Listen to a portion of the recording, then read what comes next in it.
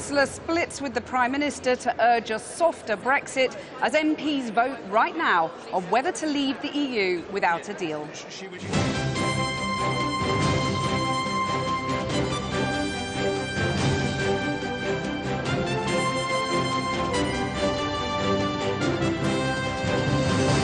It is now make your mind up time for this House. It is critical. It is critical.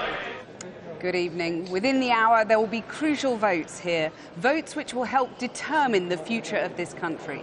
It's been another day of chaos and drama in Westminster as the Chancellor openly defied Theresa May, calling for compromise over Brexit, with little more than a fortnight before the UK is due to leave. MPs are voting right now on whether to block quitting the EU without a deal. The bell's just gone here after Philip Hammond warned that to do so would shatter the economy. Also here today, the Chancellor delivered his spring statement promising that a Brexit deal would allow an end to austerity. Meanwhile, a huge shake-up of trade tariffs is planned if we leave the EU without an agreement. But what would all this mean for your weekly shop and for businesses around the country? We'll have the latest reaction. Drama and chaos in London, fury and frustration here at the European Parliament in Strasbourg at last night's crushing defeat. And a very clear message. We are preparing for a no-deal Brexit, whatever the vote is tonight. And if you're thinking of asking for an extension of Article 50, well, don't bank on getting it. Well, tonight, Parliament is just beginning its attempt to wrestle control of Brexit away from the government. Theresa May, her voice still croaking, told MPs that by defeating her deal last night, they were actually bringing no deal closer. But as we speak, they're voting on whether to rule out leaving the EU without a deal. That amendment has just been moved. But even if that motion is passed, it's not legally binding. So Britain could still leave the EU without a deal on the 29th of March if nothing else happens. Tomorrow, MPs who want to stop that will have the opportunity to vote for an extension to Article 50, in effect delaying Brexit. But that will depend on whether the other 27 countries in the EU agree to grant any delay. Our political editor, Gary Gibbon, is here and voting has just begun. Tell us what is going on now. What they're voting on now is a very pure amendment that says we really don't like no deal. Some MPs pretty unhappy with the government motion that was put down because it seemed to sort of obfuscate that a little bit and say, we're against no deal, but of course the only way to stop it is by voting for the government's deal. That was what it was kind of implying. So this is a very pure one. This allows Parliament to speak. The last time this kind of motion went down, it won by 8 votes, quite a slim majority. There's a lot of heavy whipping been going on against it in there because the government would just like to not upset people in its own party who desperately like no deal. There are a few of them, and there are an even bigger phalanx of people who just really don't want it to be ruled out. One of the other things that we've seen today in the build-up to this vote, and the one you were talking about that happens tomorrow, is the strains within government. Philip Hammond seemed to nudge the process forward, saying, actually, let's start moving on from your deal, Theresa. That's clearly a dead duck. I'm paraphrasing here, and we've got to start seeking a consensus in Parliament for what would inevitably be a softer Brexit. All the signs are that Theresa May, while going along with these votes and sitting behind the Chancellor while he says that, is probably privately, we think, absolutely determined to go for a third attempt at her deal, possibly after the European Council. But today was the day, the first day after the second major defeat for her approach, and the first day, we were told, of a new assertive Parliament taking control.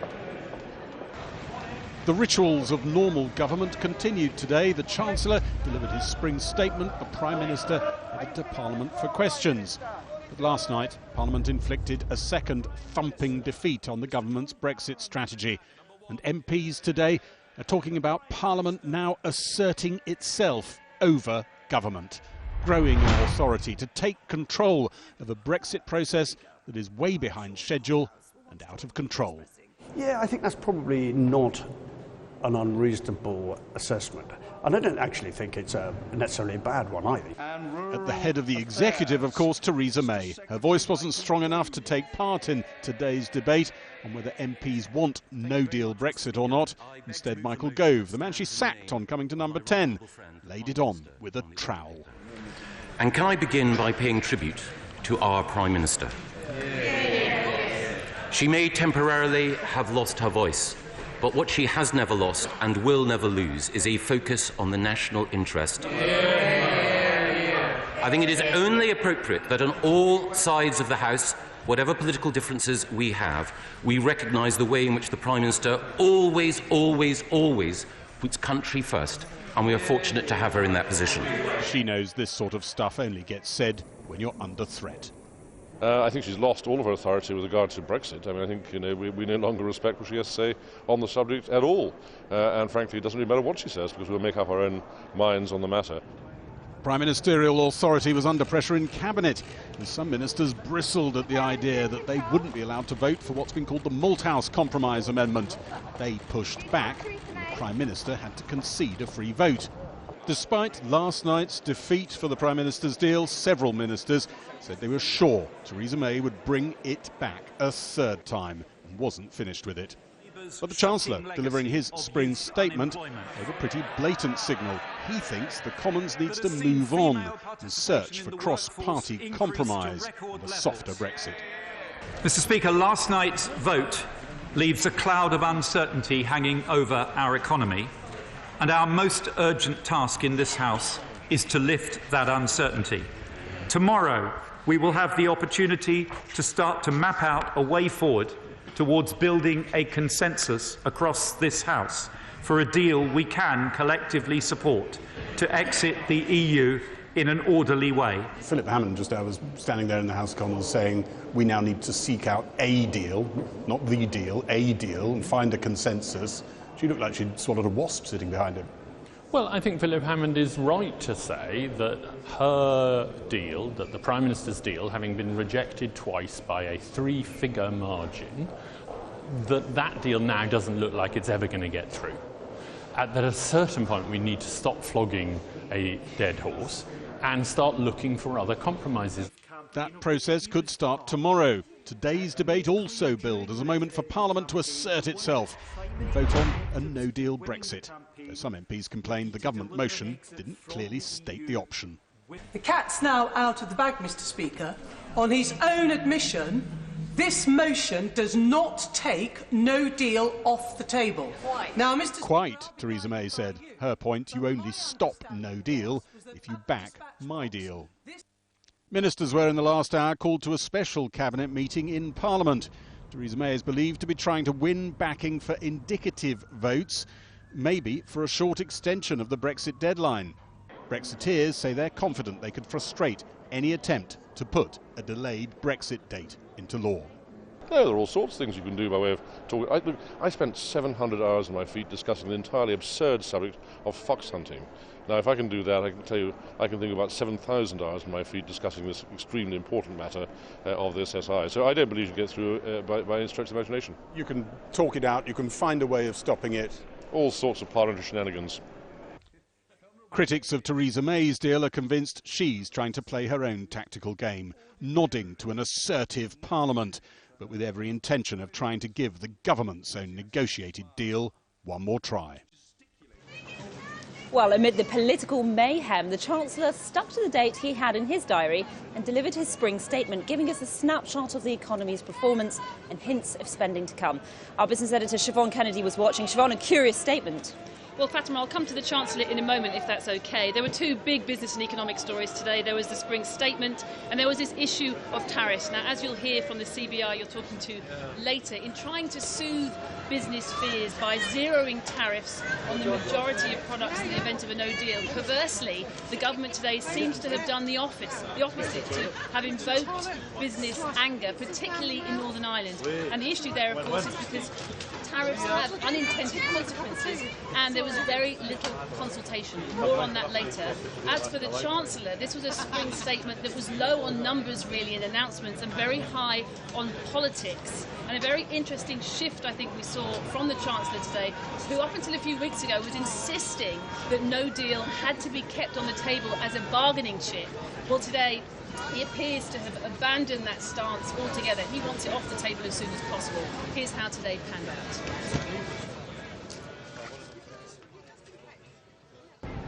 The Chancellor of the Exchequer. The Spring Statement. The title sounds optimistic, but the Chancellor Philip Hammond knows the clouds and the crowds are gathering. But he's a politician after all, so the positive message came first. The economy itself is remarkably robust. It has grown for 9 consecutive years, with the longest unbroken quarterly growth run of any G7 economy. He's right, the wheels of the economy are still turning, but they're slowing thanks to Brexit, which is why the Chancellor's good news was tempered as he was forced to admit that this year's growth forecast would be cut again, down to 1.2%, the lowest forecast since the financial crisis. A reduction in government borrowing, though, meant almost £27 billion of funds could be available to end austerity, but not yet. He did spend some, £3 billion for affordable housing, £100 million to tackle knife crime and free sanitary products for schoolgirls. But he made clear only a Brexit deal would release the funds fully. And if we leave the EU with a deal and an orderly transition to a future economic partnership, we will see a deal dividend, giving us as a nation real choices and how we would share it. But if we don't get a deal? Higher unemployment, lower wages, higher prices in the shops. That is not what the British people voted for in June 2016. In the Midlands, they strongly voted to leave the EU, but now businesses like this metal presser, which supplies Honda and Nissan, both companies making cuts in part blamed on Brexit, are having to live with the uncertainty. I think as each day goes by, you get more worried about no deal. And that's just been culminating throughout a period of time, and it does get worse. So the more we extend it, then, yeah, the more worried I become, because it's more uncertainty. Even if MPs vote to reject a no deal tonight, this boss, for one, believes the threat of walking away will and should remain. A deal or no deal, to me, really won't make it any worse. No deal means at least we get to start and negotiate, we come straight out and we can start to negotiate, not just with the EU, but with the rest of the world. It wasn't long ago that the Chancellor himself agreed that no deal was essential to negotiations, but today he's definitively changed his tune. No deal, he said, must be rejected. Tonight, we have a choice. We can remove the threat of an imminent no-deal exit hanging over our economy. All of us have a solemn duty in the days and weeks ahead to put aside our differences and seek a compromise on which this House can agree in the national interest. A political plea ending an economic statement low on economics. Brexit and no deal, the two burning issues. Well, a little earlier I spoke to the Chief Secretary to the Treasury, Liz Truss, and I began by asking her why she still supports the option of no deal. Well, I don't want a no-deal Brexit. What I want is for the Prime Minister's deal, or a version of that, to succeed. But that's now been voted out by a massive majority twice. It can't come back, can it? Well, I don't agree with that, because I think we had a relatively short time yesterday for MPs to consider the changes that have been agreed by the EU. You think that Theresa May's deal could come back a third time? I do think there's an opportunity to look at it again. And I think when people face the real choice in this circumstance, so do we want no Brexit? I certainly don't. I think that would create huge public distrust. It's not what people voted for. Do we want no deal, or do we want a customs union? I think the Prime Minister's deal looks attractive compared to all of those other options. But in the absence of agreement on Theresa May's deal, you're content to risk the economy in the way that your boss so starkly set out. Well, what I'm saying is that we need to keep it on the table. We need to be prepared to walk away if we don't get a deal that can satisfy the House of Commons. Now, my strong preference is that we do get support for the Prime Minister's deal. Is a softer Brexit, maybe staying members of the customs union or a single market, is that preferable to no Brexit at all, in your view? Well, I do not think it follows the spirit of what people voted for in the referendum. But is it preferable to not because it still doing gives Brexit control, for example, of the ECJ over the single market rules. It's very difficult to have one element of the single market. The EU is always telling us we can't cherry pick. And as for a customs union, but we're talking about compromise here, though. We're talking about compromise. Is a softer Brexit preferable to not Brexiting at all, in your view? I don't want to have to make that choice. But you might have to. Well, I don't want to. But as the Chancellor said, it's make up your mind. My top choice is getting a deal, and my second choice is no deal. Do you accept that, given the impasse here in the Commons, that no deal is now the most likely scenario? I don't accept that. What is you might scenario? see me as a massive optimist, Cathy, but I still believe that Theresa May's deal is the best option. And when all of my colleagues look at it in the cold light of day, they might be more inclined to support it. So the immediate economic backdrop to this spring statement was clouded by Brexit uncertainty, according to the Chancellor. But Mr Hammond was able to dangle the prospect of more spending in the future. Our economics correspondent Helia Ibrahimi is here. Helia, what's your assessment of the economic outlook? Well, earlier we heard about that big downgrade to growth this year, but I think it's important to drill down into the OBR numbers to ask why that's happening. Just last year, the OBR thought that business investment would grow by 2.3%. Now, we all know UK companies have been stuck in Brexit uncertainty. And today, the OBR dramatically downgraded... We need to go to the House of Commons. I'm sorry, Helia. Order.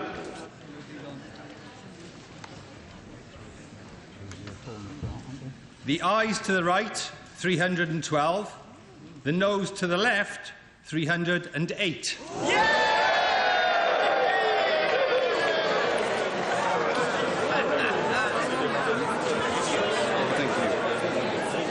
The ayes to the right, 312. The noes to the left, 308. So the ayes have it. The ayes have it. Unlock. Order.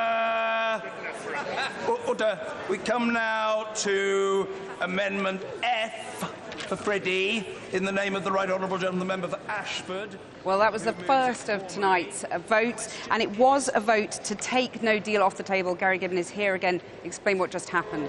Well, this was this was expressed in very clear terms, an objection to leaving without a deal, and it is not the motion that the government wanted to pass. They were whipping like fury against it. There was real unhappiness in ministerial ranks of some people who actually wanted to vote for it. I mean, it's just possible that someone did and is no longer a minister in the government. We couldn't see that happening as we were waiting near the lobbies. But it now means that the government's main motion has been amended by this. It's a very pure, we really, really don't like no deal motion. And there will be some people who won't feel comfortable voting for that. So what might have been a sort of straightforward moment is really not straightforward at all.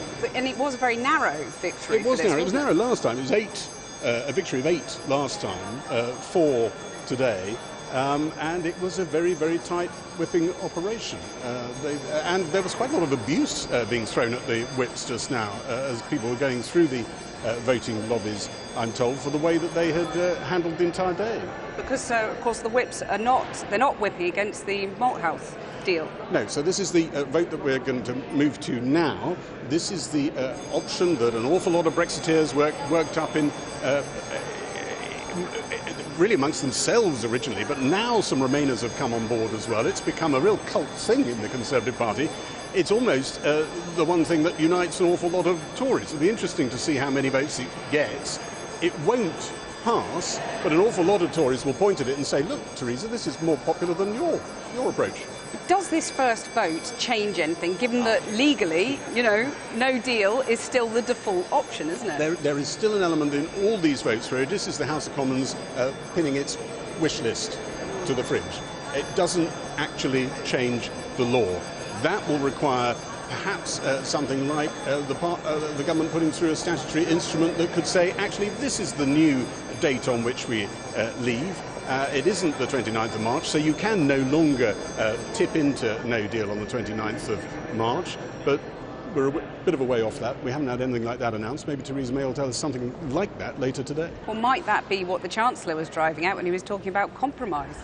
The Chancellor was talking about indicative polls in the House of Commons, trying to find out whether there was a consensus for a deal that isn't quite like the one outlined in the future relationship, although that's a fairly bland document.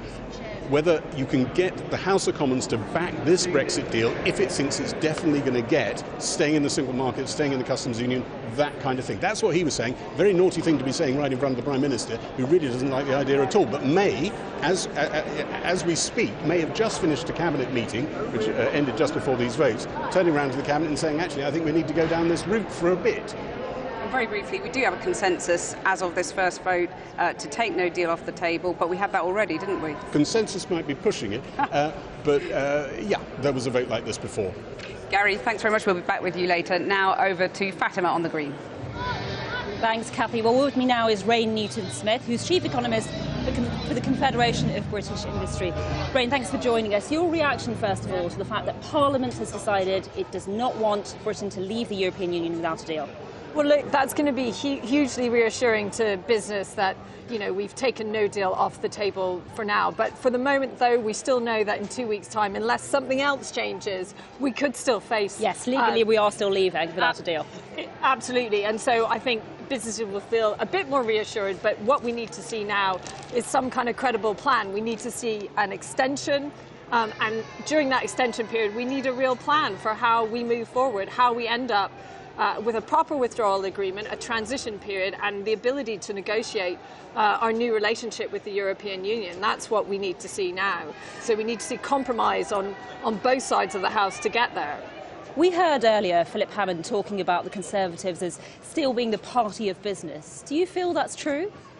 Look, it's really tough for businesses out there at the moment with this huge cloud of uncertainty around Brexit. It's really damaging for their ability to grow and invest here in the UK. I think it's welcome that the Chancellor has been, said today that he thought no deal should be taken off the table. But what we really need to see is a focus on that future relationship. And that means, we need the Prime Minister to look at her red lines. We also need the Labour Party to come together with a true spirit of compromise. You as a CBI have backed the Prime Minister's deal. How do you feel businesses have been treated in this whole process? Look, it's really tough, and I think if you take the example on the sort of tariffs announcement that was put out, and hopefully we'll never face a no deal, but obviously that was really challenging for businesses because we weren't really consulted through that period. But I think what we want to be able to do is to move on from Brexit, to be able to talk about the things that are happening in our domestic economy, the skills, the infrastructure, the things that we need to see happening. And Brexit is crowding out the government's ability to deliver on that, and it's making it a lot harder for business. Well, we heard today about the tariffs that could be put in place in the event of leaving without a deal. Are you worried about those? Absolutely. The tariffs is only one small part of the jigsaw puzzle, and I think the challenge around tariffs is, they obviously looked at how it might impact our farmers, how it might impact our car industry, but we need to think about the whole economy. We need to think how consumers would be affected by a no-deal Brexit, and we know, we'd see pressure on the pound, we see higher inflation. It'd be hugely damaging to jobs and investment around the country. And just very quickly, you talk about shifting red lines. What you really want is for us to remain in the European Union. Isn't that the case? Look, that is a political, question. That's for the politicians to decide. I think what business wants to see is a close relationship with the European Union. We want to be part of a customs union unless or until a better solution is on the table. And we need better access to the single market. They will remain our major trading partner, and we need to be part of that. Well, let's see how it pans out. Thanks very much for joining us. Now, there has been barely disguised fury emanating from EU negotiators today in reaction to the second thumping defeat of Theresa May's withdrawal agreement last night. Our Europe editor Matt Fry is in Strasbourg for us. Over to you, Matt. Well, Fatima, here in this rather sedate chamber, the European Parliament, a Babel of so many different languages, there used to be undiluted admiration for the mother of all parliaments, for the robust nature of the debate, for PMQs, for the red lines drawn down the middle, for Her Majesty's loyal opposition, all that kind of stuff. Well, now there's frustration, to put it mildly, at the sheer chaos of the process in London, and trying to decipher it is a bit like trying to understand the rules of Quidditch from Harry Potter days. So everyone is scratching their heads, everyone's trying to get their head around the Spellman Amendment and the Malthouse Compromise. It's a bit like a sort of lineup of airport novels that they don't quite understand.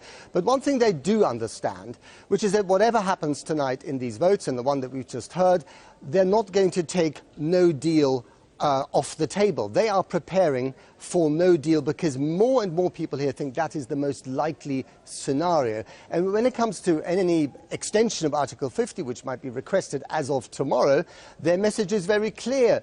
Don't bank on it. Okay, so I'm going to run you my piece in a minute. We're just going to head back to Cathy briefly, who's got Jacob Rees-Mogg. Cathy, back to you. Well, with me now after that first vote is Jacob Rees-Mogg of the ERG group. It's a bit of a blow for you, isn't it? Because the Commons has been clear now that they want to take no deal off the table. Well, the law is unchanged, and by statute we leave on the 29th of March 2019. And MPs voting today against no deal, in very large numbers, voted for no deal when they voted in favour of the Article 50 Act, which set the timetable, and of the Withdrawal Act, which set the specific date. But aren't you being a bit childish here that you've got to compromise, as the Chancellor said? Where are you compromising? Well, a major compromise in the Malthouse deal that was being voted on Which now. the EU has said is absolutely out of the question because it assumes at its heart that there's a transition period and you can't have a transition without a deal. How are you going to compromise to get a deal? Well, the EU has already put in place a transition arrangement for 9 months. So it's saying one thing whilst at the same time it's doing another. It subject to that deal? No, not subject to that deal. Made a whole slew of announcements today, including lorry cabotage across Europe for British lorries in the event that we left with no deal. That is a transition by any other word, and therefore the EU is saying, oh, no, we won't do this, whilst at the same time it's actually putting a transition in place in the event that we leave on the 29th of March without a deal. So I'd watch what they do rather than what they say. Well, let's see whether you succeed on this Malthouse amendment. We won't. Right. The numbers in the lobby. Right, so the only consensus so far is to take no deal off the table. How are you going to respond to that in the spirit of what the Chancellor called for, which is compromise? Well, you say the only consensus, but these self-save MPs voted for the law that means we leave on the 29th of March, with or without a deal. But you have voted, you who are so pro-Brexit, have voted against the only deal that will deliver Brexit. No, that's not true. Leaving without a deal delivers Brexit, and that's the law.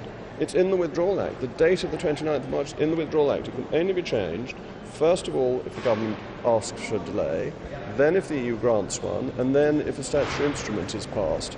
It's not a simple motion in Parliament. We live under a system of laws and a constitution which requires a proper process to be gone through. We do not change the law by motion of the House of Commons. That would be arbitrary rule. How will you feel if at the 11th hour your colleagues back Theresa May's deal because they don't want no deal and you're left without the Brexit that you want? Well, then we will have to work to improve it. Jacob Rees-Mogg, thank you very much for joining us. Let's go back now to Matt. Well, picking up where I left off, Cathy, they are preparing for a no-deal scenario here because, frankly, they don't really trust anyone in London at the moment. So that's what they're doing. And when it comes to Article 50, well, the jury is out whether it'll be requested and what kind of extension they are prepared to grant, if any at all. It's been a day of frustration and, yes, fury as well. And here's how it panned out. Brexit and the deathly agonies of Theresa May's deal has put the European Parliament into a vortex of unpleasantness. I caught up with some of the key players this morning. What is needed is now a position of the House of Commons as fastest as possible, so that we know. You said that to me a month ago. No, I'm gonna say here, extension, not 1 minute of extensions. If we don't know, for what? So you're against the extension? If we don't know, for what? Yes. He was, of course, talking about an extension of Article 50, not a foregone conclusion. Monsieur Barnier, comment allez-vous? What's your response to the shambles in London? Be patient a few minutes. We can't be patient because you've got 15 days. 15 days, the clock is ticking. We can't be patient. We need to know now. Always with respect and patience, please. We're trying. So what's your prediction? Extension or no extension? Please. And that's Nigel Farage on the phone he almost mows down. Last, Manfred Weber, the German politician hoping to take over from Jean-Claude Juncker, running the EU. Is a no-deal scenario inevitable, do you think? It is. We are closer to a no-deal scenario than ever before. Right. Does that worry you? That is worrying me, yes. Inside the Cavernous Chamber, the visitors' gallery had filled up with earnest students of democracy. And below, a masterclass in the rancor now unleashed by Brexit. What is needed is that in British politics, Queen and country are put first, instead of the party politics that are governing the UK politics and the House of Commons for the moment. And that brings me to the next question, extension. I don't want a long extension, I'd say you that very openly. An extension why we go beyond the European elections, and the European elections will be hijacked by the Brexiteers and by the whole Brexit issue. We will talk only about that and not about the real problems and the real reforms that we need in the European Union. We've had enough. We've seen the snarling anger towards our country of Mr Verhofstadt, the bureaucratic intransigence of Mr Barnier, the constant stream of insults that come from Mr Tusk, and we're of one mind. We don't want to be governed by you. We want to govern ourselves. But how? Take note, students. At the moment, the UK is showing the rest of the world how not to do it. You can't take back control when no one is in control. Well, there you go. With me now, a tried and trusted guest on the programme, Mairead McGuinness, Vice President of the European Parliament and from the Fine Gael party in Dublin. Thank you so much for coming on the programme again. When you hear about all these amendments to take no deal off the agenda, but it's not yet legislation, what do you think? Yeah, well, I think we have to be conscious of that, because some people are thinking that slim majority of 4 votes to take no deal off the table is a done deal then. But actually, as you know, the legislation stays on the books in the United Kingdom, and there will have to be a process, which I don't fully understand, but I'm sure you do, in terms of what the UK Parliament will have to do. But I know we're waiting for other results this evening, and there's been a lot of discussion here in the European Parliament about presuming that no deal will be voted out. But I think we should be cautious, because it's one thing to vote it out, it's another thing to change the legislation. And then tomorrow's question will be, what does it mean in terms of an extension, and will one be sought? What does your gut tell you at the moment, where we'll be in 2 weeks, 3 weeks' time? If I said I'm hungry, but that's not the answer you want. Of course, my gut is saying to me that we need a no deal off the table, we need the legislation to change, and we know that an extension will be required. My concern is that a short extension may not be sufficient, but I'm not sure if a long extension can be facilitated. So it's a bit of a crisis here in terms of how we deal with this. But of course, it won't be the European Parliament making the decision. The request will come from the Prime Minister. Next week, the leaders of Europe will discuss this if she comes forward with a request, and she may decide not to put a duration on it. They may decide to discuss what is best for both Europe and the United Kingdom. There are reports today that some Brexiteers and some friends of Nigel Farage, perhaps the man himself, have been lobbying populist governments in Europe to try and get them to veto an extension of Article 50. Have you heard about that? I mean, I've heard lots of things. I'm not sure exactly what Nigel does, because he certainly doesn't work in the European Parliament, so maybe he's lots of time to do that. Whatever they're up to, they're putting the livelihoods and the freedom and happiness of a great number of citizens at risk by their foolish playing with this game. It's time that we dealt very seriously with this issue. So, in a sense, while I'm watching very closely and votes will come as even we speak, I hope that the Parliament... All right. Got to interrupt you there. We're going to the vote right now. Back to London. The ayes to the right, 164. The noes to the left, 374.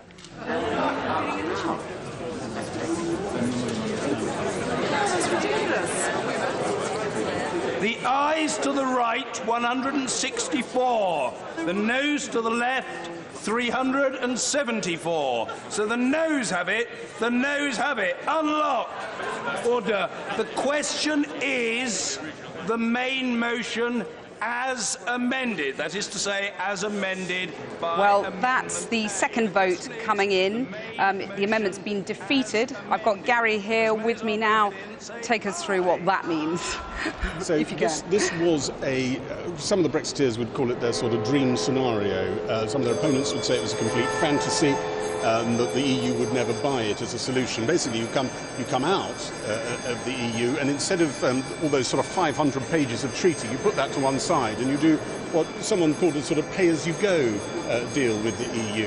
The idea that the EU were going to ignore those painstakingly negotiated 500 pages, 300 depending on the font you look at, the idea they were going to ignore it is probably for the birds. Certainly Michel Barnier said it was for the birds, but it was put there so that those people who feel very passionately about it could get a chance to vote for it. Theresa May was under a lot of pressure to allow ministers to vote for it if they wanted to, even though it's not her plan. And I'm told about 6 cabinet ministers were in the lobby voting for it just now.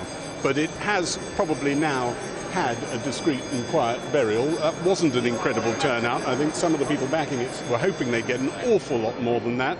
And we now seem to be voting on something which is very strange indeed. Let me explain. This is the government's motion, and the government is going to now whip to defeat it. And that's because they think the motion has been polluted by an amendment. The amendment was the one that passed narrowly right at the beginning. That was the one that had a really clear "we don't like no deal" statement in it, and we forbid no deal. And they want to kind of knock that out. And because that margin was narrow, 4 votes, they're really squeezing, knocking on doors, going around corridors, squeezing every vote they can out, and they hope to defeat it so that they can have their own motion, which is much less emphatic about opposing no deal, and that they hope just about keeps the government ship together and certain cabinet ministers who are Brexit leaning together. But it's possible that there might be some members of the government who just can't obey this whip, find it just too unpleasant to vote against something that they passionately believe in, i.e. trying to stop no deal. So we have another drama unfolding. Whether it actually changes fundamentally the history of Brexit, I think is a moot point. Just one very quick judgment. Good night for Remainers or Leavers in the Commons? It's not over yet. The night is yet young. I think a lot of that might depend on what the Prime Minister stands up and says at the end of this vote. I'm strongly expecting her to say something. I think it was cleared with Cabinet in that session that they had earlier, and she could be talking about having indicative votes in the House of Commons, trying to find a consensus. She could be talking about what sort of delay she's willing to contemplate. That will be a very, very short one if she does talk about that. That will kind of determine the mood, I think, of this place. OK, we'll get you back to explain everything very clearly again later in the night. So, earlier today, the government published its plans for tariffs on imports if we did hit a no-deal departure. And that provoked fury from businesses and farming leaders in Northern Ireland, with some saying it would turn it into a paradise for smugglers. Our chief correspondent, Alex Thompson, has been on the border between the Northern Ireland and the Republic. Delicate, intricate, anomalous, unique. The Irish border with its more than 200 crossings becoming now ever more of a rock for the Brexit shipwreck.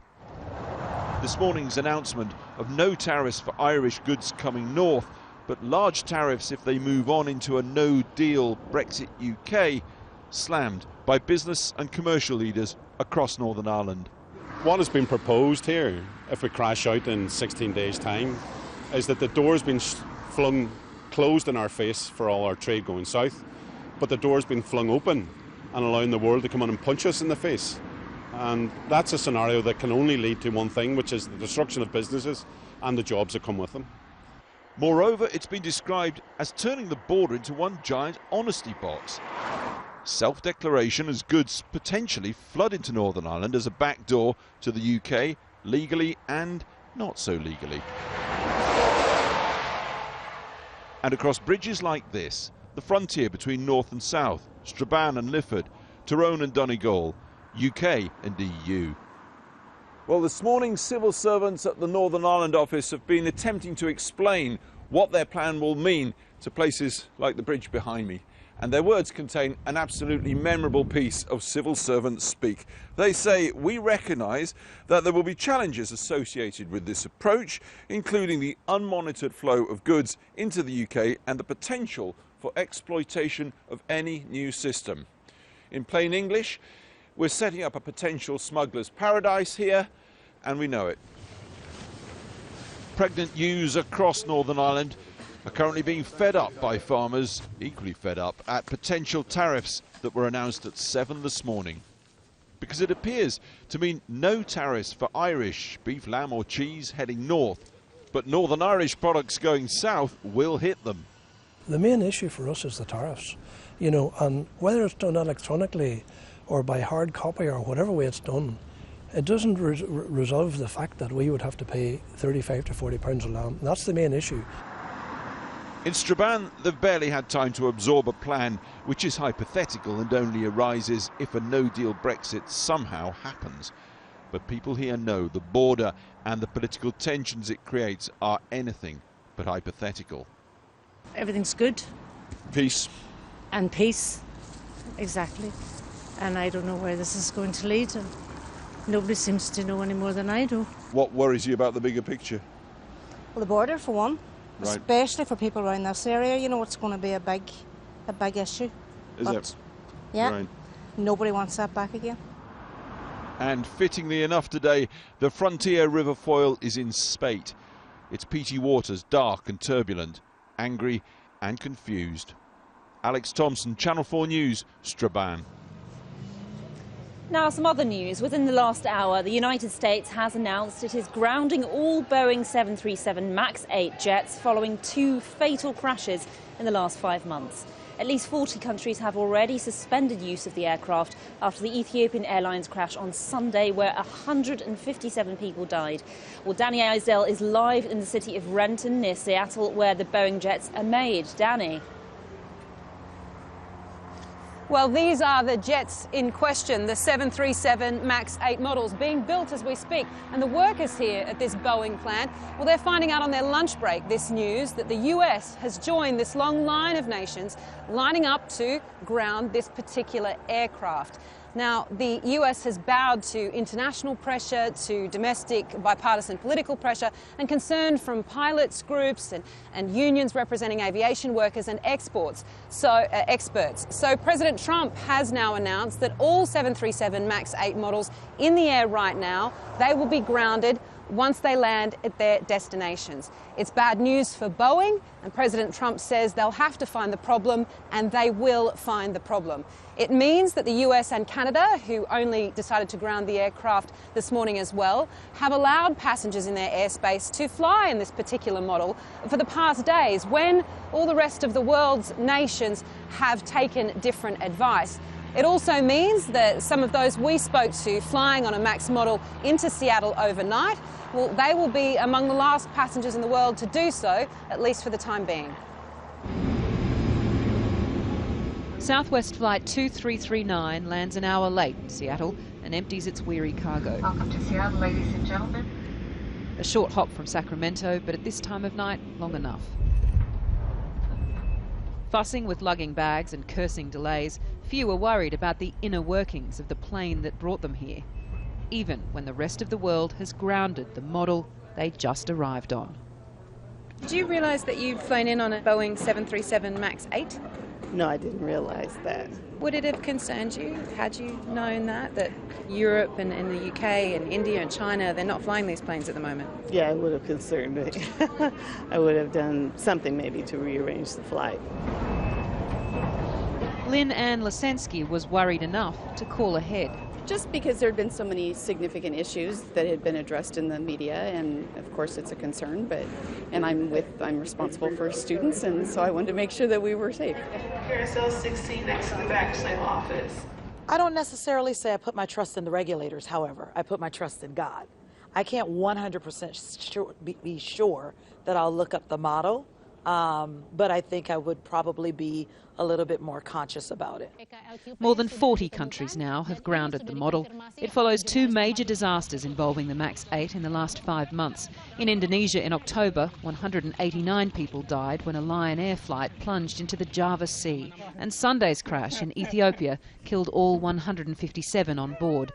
Today, grieving relatives gathered near the wreckage as the recovery operation slowly carries on. Ethiopian authorities will send Flight 302's data and voice recorders abroad for analysis. And until they piece together what happened, authorities have warned against speculating.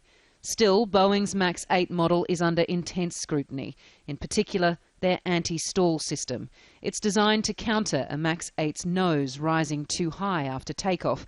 It can automatically force the nose down, momentarily overriding the pilot. Nowhere is the success of the jets more crucial than in Renton, near Seattle.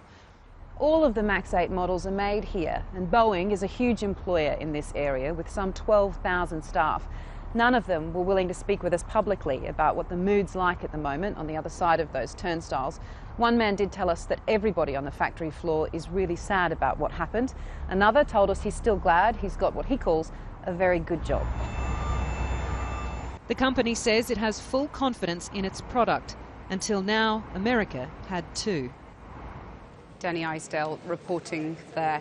Well, joining me now back on Brexit is Labour's Shadow Secretary of Housing, John Healey, and also Tom Tugendhat, who's chair of the Foreign Affairs Select Committee. Tom, let's start with you. No deal being taken off the table, but still the legal default position. What has tonight changed, if anything? Nothing. This is another meaningless vote from a House that has begun to lose its way and lost its way very badly. Over the last 6 to 12 months, I've heard preach after preacher making comments as though they're in a pulpit in there. I haven't heard a debate, I haven't heard an engagement. What we're losing here is not just the ability to govern ourselves, but the democracy that has made our country great. And we are really in danger of losing the ability to govern in the interests of all our country. You sound angry. I am. I'm extremely angry. I spent many, many years fighting for my country in order to come back and help the country proceed and do better and prosper. And instead of talking about the things that really matter, like roads, like schools, like hospitals, like getting people to see their GPs earlier, we've spent 2 years talking about a subject that frankly should have been settled months ago. And instead of actually engaging in debate and finding a compromise, which is after all the role of members of Parliament in this House, I've heard preachers dancing on the head of a pin as though they're theological students. So what is the compromise? A softer Brexit, no Brexit, revoke Article 50? No, the compromise is very clear. There's only one deal on the table. Take the damn deal, I'm afraid. That's it. That's what's there. Right, well, let me put that to John Healey. I mean, you can hear how angry Tom Tugendhat is. Are you angry too about what's going on in here tonight? Yes, but I blame the government. This is a government that's failed and clearly demonstrated, I think, tonight and yesterday that it can't lead the country through Brexit. There's a failure of leadership on both sides, isn't there? And you can see that in the polls, the fact that Labour's 10 points behind the Tories. Listen, we've got a government and a Prime Minister that spent 2 years negotiating a deal that is now a busted flush. This tonight is part 2 of a 3-part series this week where Parliament starts to take more control of the government's Brexit mess. Yesterday we rejected by a huge margin for a second time her deal. But you're refusing to compromise, so you're part of the problem, aren't you? Not at all, no. Tonight is about preventing Britain crashing out on the 29th of March with no deal. The obvious way now is to look for the common ground, the common centre ground in Parliament. And I have to say, that means altering the lines of the deal that the Prime Minister has failed to secure support for here, and starting as our base the sort of customs union that Labour has proposed for some time now. That's the common ground, that's the sensible way forward that the country now needs. Let me put that back to you then, That's Tom. exactly what I'm talking about. This isn't some theological argument between 2 political parties. This is actually about the government of the country. This is about people. This is about real jobs, real homes and real lives. And all I hear is this is some sort of party game. I mean, the difference between you come to the table then and stay in a customs union. The difference, but that's exactly what the Prime Minister's deal is. It offers a temporary customs union. The idea temporary. Well, nothing is permanent in life, Kathy, and this is actually a temporary customs union. That's what the backstop is. It's exactly what Corbyn's asking for until you get on to whatever the permanent settlement is. No, look, and the permanent settlement isn't agreed by anybody at the moment, not the Europeans, not us, and that's what the next 2 years are for. We should just get on with using that 2 years to actually get to the agreement that we need to see in the future. Now, that's right, we don't have an agreement now. John Healey. No, the government's Brexit deal is dead. It's been voted down by an historic It's almost defeat. exactly the same as yours. No, it isn't. So the outline of a possible deal in the national interest, which respects the result of the referendum, recognises the deep concerns there are about the future, is there with the sort of lines that Labour has set out. The European Union has been clear that if the government was prepared and Parliament was prepared to move in that direction, they'd respond favourably and immediately. That's what now needs to happen. That's the leadership you talk about here in Parliament that's required. Well, let me talk about the government can no longer offer. Let me ask Tom Tugendhat about leadership, because there's just been a tweet from your colleague John Healey, Jess Phillips, which talks about she hopes that Theresa May will be gone by the morning. She's just on this issue of no deal. She doesn't deserve to be in office. Does she deserve to stay? Is it now time to say that because of the shambles that's going on, she needs to hand over to someone else? This isn't about one individual. This is frankly not about who's in number 10 or who isn't. This is about 650 people sitting in that room over there who should be taking decisions in the interests of the country, and instead are, as we have seen, using party political lines to actually argue over, frankly, the number of angels on the head of a pin. She's unable to forge a consensus. Well, shouldn't she hand over to someone who it's can? quite clear that what we need to do is to bring the Parliament together, and if she's no longer able to do that, then sure, I'm up for a change. But well, how if what you want to see is cooperation, what you need to talk about is how members of Parliament represent their communities in the interests of the whole country and not focus on individuals. You say you're up for a change. Oh, let's break now for the vote that's coming in right now. We'll just wait for that now. The ayes to the right, 321. The noes to the left, 278.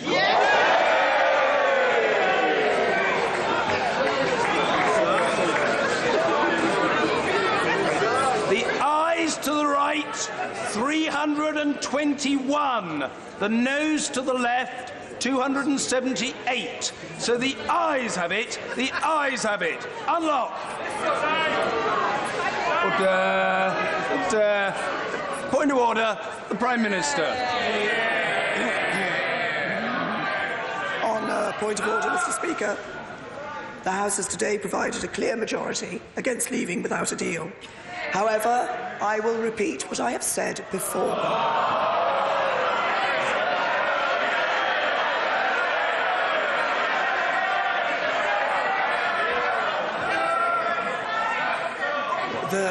The House must calm itself. Long time to go. Today, subsequent days. Keep calm. The Prime Minister. Mr. Speaker, these are about the choices that this House faces. The legal default in UK and EU law remains that the UK will leave the EU without a deal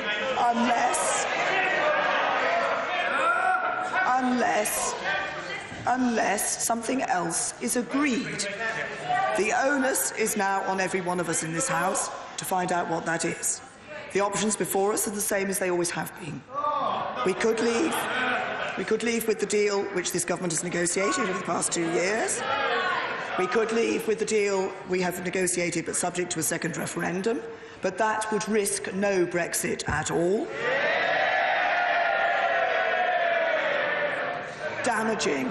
Damaging the fragile trust between the British public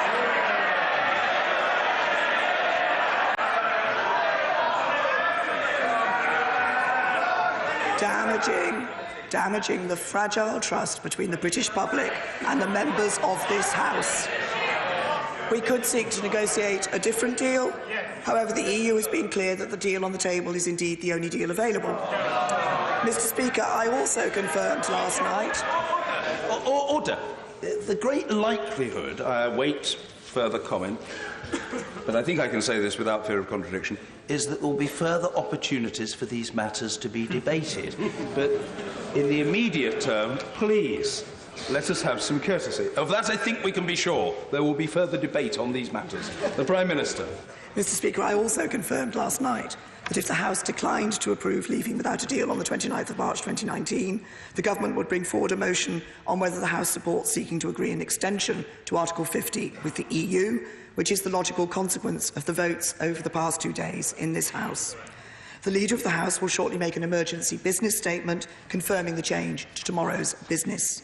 The motion we will table will set out the fundamental choice facing this House. If the House finds a way in the coming days to support a deal, it would allow the Government to seek a short, limited technical extension to Article 50 to provide time to pass the necessary legislation and ratify the agreement we have reached with the EU. But let me be clear, such a short technical extension is only likely to be on offer if we have a deal in place.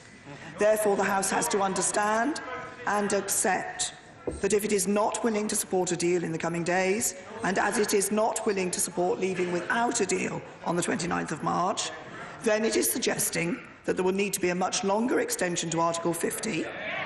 Such an extension would undoubtedly require the United Kingdom to hold European Parliament elections in May 2019.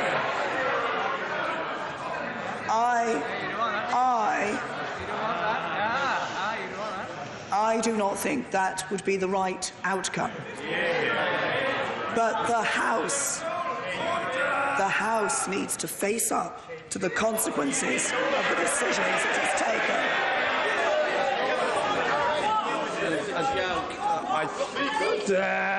I thank the Prime Minister for what she said.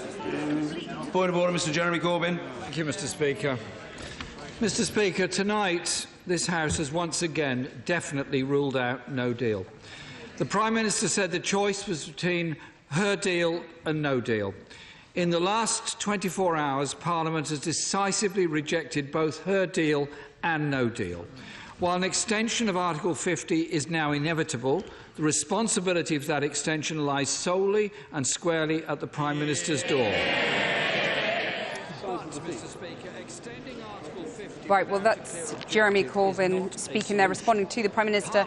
Straight to Gary, a lot came out in that statement from the Prime Minister. One of the biggest things that came out of it was the Prime Minister being pretty open. OK, there might be indicative votes in the House of Commons, all sorts of things being talked about, Parliament asserting itself and the rest of it. Her programme is still very clearly to carry on with her deal. And she's expressing it in exactly the terms. Do you remember Ollie Robbins, her official, was overheard in Brussels talking about how in the end the deal, the vote will come down to, do you want her deal with a very short extension or virtually hitting the timetable, or do you want a very, very long extension? And she pretty much crystallised that just then. She was trying to weaponise the result that she'd just had and weaponise the EU's threat that there really isn't anything other than a very short extension on offer just to tidy stuff up. So might that be enough to make the ardent Brexiteers in the ERG cave and the DUP? There is clearly a game afoot. The government thinks, and I think they might act on this even quicker than we might have expected, they think with authority seeping away from the government, hemorrhaging away, that they need to act very quick to try and go for this third vote. It's not completely unthinkable that they try and swing around and do it tomorrow. It's not unthinkable they try and do it next week. They've definitely got as a deadline the 26th of March. She is clearly a person utterly determined to have a third go at this. There have been talks with the DUP. People are trying to look at bits of Geoffrey Cox's legal opinion, the Attorney General's legal opinion, to see if there were bits that were missed out, not emphasised enough. And there is an effort afoot. But she did raise the prospect, didn't she, of putting her deal back to the people with a people's vote. She did raise that prospect, if only to knock it down. If only to knock it down, as fervently as she ever does. She despises the idea of a second referendum. She's trying to knock the thing out of the court. And clearly, her game, as I say, is to bring this back for a third vote and hope that the terror of the alternatives, not least the long delay, which Brexiteers will fear could jeopardise the entire project of Brexit, hope that that, in the end, herds them into her pen in a way that the last two votes would make you think was virtually impossible. What's a difficult question this, but what's your assessment of who's on top after tonight? Well, I think Theresa May is trying to assert that she's still got a game afoot. She is not a political leader who has completely lost her way. I think she would probably feel that that was a moment when she tried to wrest the game back and take control of it, and that she is roughly in a better place than she was this morning and late last night, which was frankly pretty much given up for dead by an awful lot of people on her own side. She's trying to give it one more go, and the other options are not exactly yet coalescing. They won't have much time to coalesce. If she's talking about indicative votes, try and find out the mood of the House of Commons, but she's whipping back with her vote really quickly, it's going to be a very difficult thing for other people who want a softer Brexit to pull off. Very brief thought, how momentous will tomorrow be? I think it will be very momentous, but, you know, today's not over yet. We had, by the way, 4 cabinet ministers abstaining in the vote earlier. They're hoping they keep their job. There might be some other ministers further down the ranks who've already lost theirs. Gary, today's not over, but the programme is over. That's all from me and from Fatima and from everyone in the office. That's Channel 4 News. Good evening.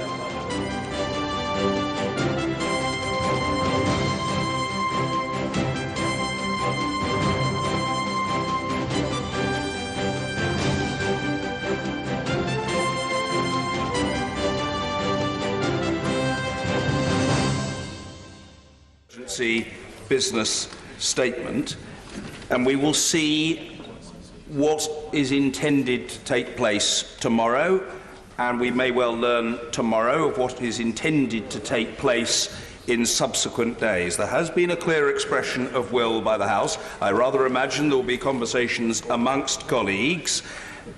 What I would say to the right honourable gentleman is, ultimately, the House can debate what the House wants to debate.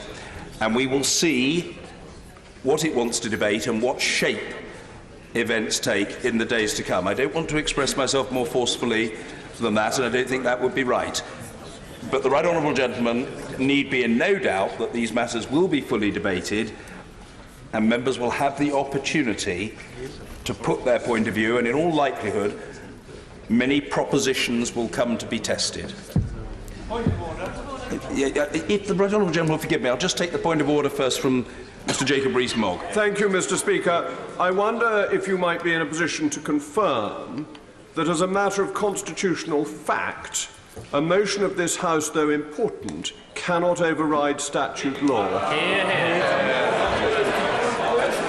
A motion of the House does not override statute law. That is true. If members who have supported a motion want to ensure its ultimate success, further steps are required. And I think members who have keenly attended to these matters in recent weeks are aware of that, and they know that there are opportunities available to them if they wish to take those opportunities. Yes, point of order, Mr. Hilary Benn. Thank you very much, Mr. Speaker. Notwithstanding what the Prime Minister has just told the House, the time has come for two things to take place. The first is for the government to respect the democratic instruction of the House of Commons. And the second, since the Prime Minister says we have to be in favour of something, and I agree with her, is for the government to facilitate the House of Commons having the chance to vote on a series of indicative propositions so that we can attempt to see whether we can find a way forward. And I very much welcome, if I may say so, Mr. Speaker, what you said a moment ago about your willingness to ensure that the House of Commons gets the opportunity to debate that which it wishes to debate. Well, I'm grateful to the right honourable gentleman. I stand by that. I think it's what any self-respecting speaker should say and mean. I will deal with those who indicated earlier, but I'll come to the right honourable lady. Point of order, Caroline Lucas. Thank you, Mr. Speaker. I do wonder how the Prime Minister has the brass neck to come to this chamber and to say that we should be worried about losing fragile trust when she herself is responsible for losing the trust both of this Parliament and of the country. She has just whipped her members to vote against the deal which yesterday she stood at that dispatch box and promised would be a free vote. We need urgently an extension of Article 50, and it needs to not be time limited, because we need the time that is necessary in order to resolve this by going back to the country. Because if the last few weeks have proved anything, it is that MPs in this House are incapable of finding something they agree on, and it needs to go back to the people as soon as possible in a people's vote. What I say to the honourable lady, who was intending, I thought, or attempting to raise a point of order, is that we will have to wait for the business statement by the Leader of the House. But unless I have a problem with my short-term memory, and I don't think I do, my clear recollection is that the government indicated that if the House voted to demonstrate its opposition to exit from the European Union without a deal in the vote or votes today, there would be an opportunity on Thursday for there to be votes, or a vote, or possibly a number of votes, on an idea or ideas of Article 50 extension. So I keenly anticipate that the honourable lady will be in her place, not just for the business statement, but tomorrow for such important proceedings as we can expect to take place. Before I come to the honourable gentleman, point of order, the Father of the House, Mr. Kenneth Clark. Mr. Speaker, when these arrangements for this week were announced, my understanding was that the government was saying that if they lost the vote on their preferred deal, then there would be 2 days in which the House would be given the opportunity to express its clear opinion on no deal, and if that was clear, another day to say whether an extension was desired by the House, with the plain implication that the government was going to accept the decision of the House and act on it. Indeed, we understand a free vote was extended to ministers so that the proper expression of opinion could be given. As soon as the House expressed its opinion on no deal, the government attempted to quash it and voted against it, putting a 3-line whip on the people they'd previously given a free vote, with a complete lack of success, so that the majority actually soared. So if this evening the Prime Minister or another minister will not just accept that this is not just another motion, as if it was a Women's Institute debate that had expressed an opinion,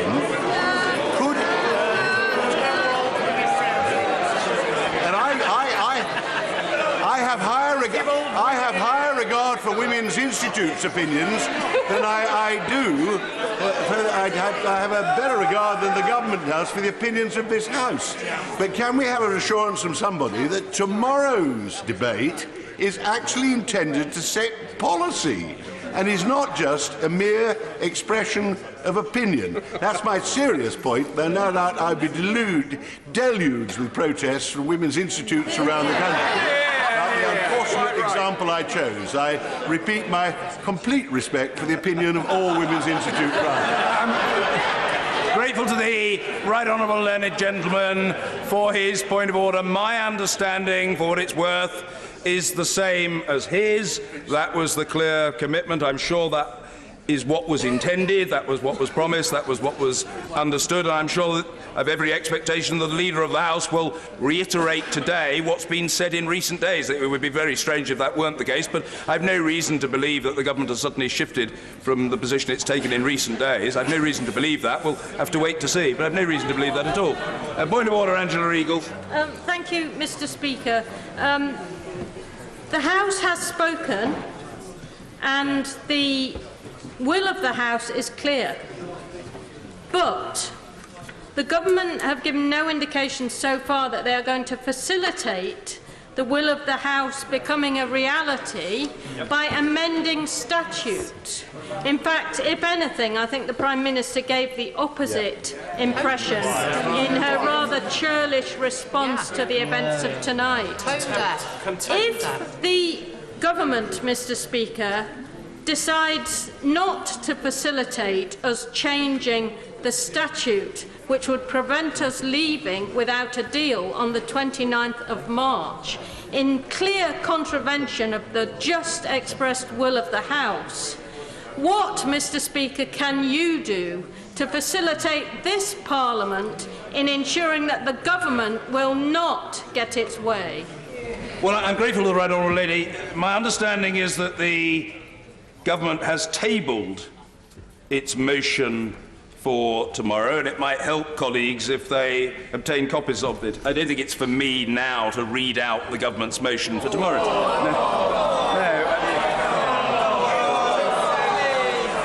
Very well.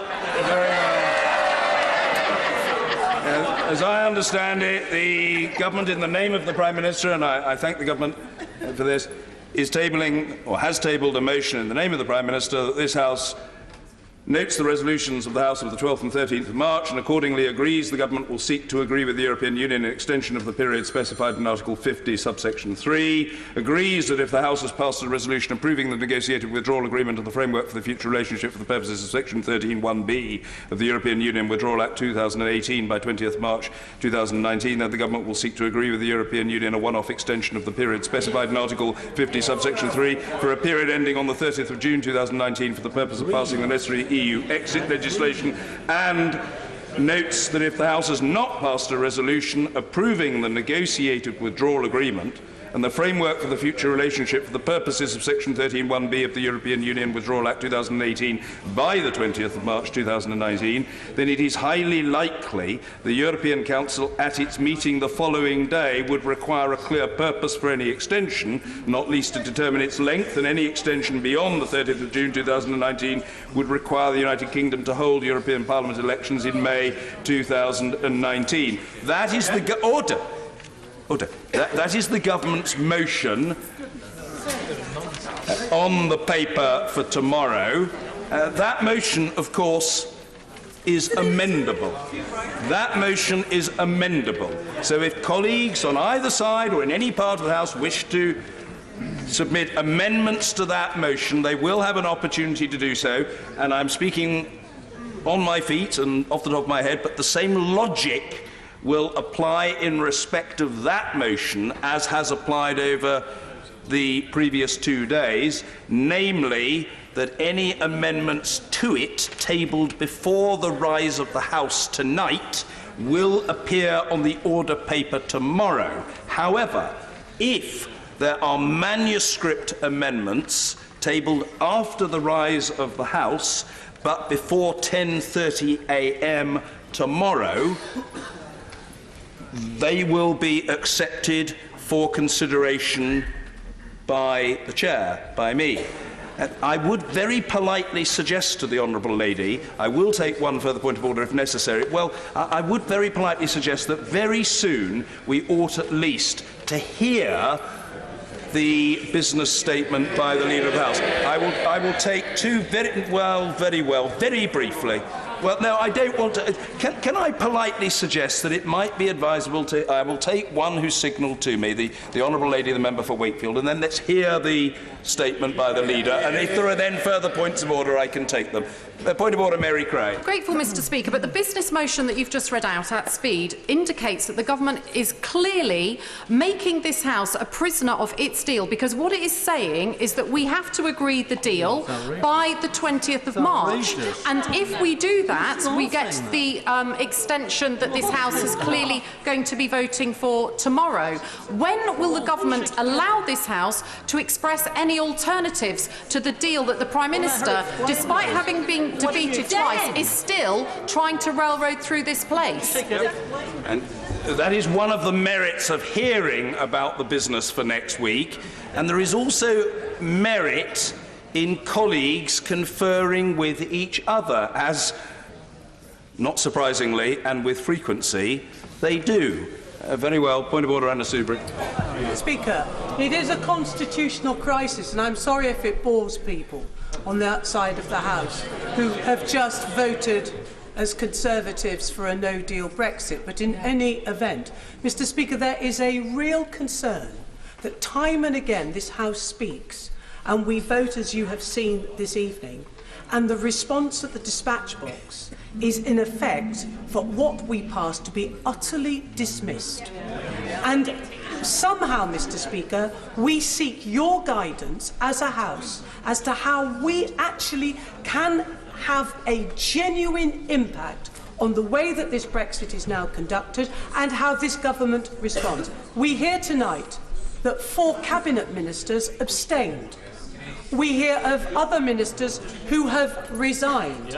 It is a crisis of unprecedented levels, and I'm afraid it's a front bench that yet again has many pairs of tin ears, and it's got to stop. Do we need now to enact statute in some way so the will of this House can prevail? I maintain that we should hear before very long the Leader of the House. I will take the right honourable gentleman. But what I would say to the right honourable lady is that I think she is well aware that a number of members across the House in recent weeks have had a concern about this particular policy issue, and if significant numbers of members across the House have a concern and a desire to act in common on this matter, it is open to them to explore the potential for doing so. And they will find that they get professional advice on that matter, as any member of the House is entitled to seek and obtain professional advice. It's not for me now here to say exactly what should happen, but what I will say is that members can work together and be heard. Point of order, yes. All right. The honourable gentleman doesn't need to put his hand up as he is in the classroom. It's not necessary. Point of order, Mr. Bob Seeley. Mr. Speaker, thank you very much indeed. Does the will of the House trump the will of the people?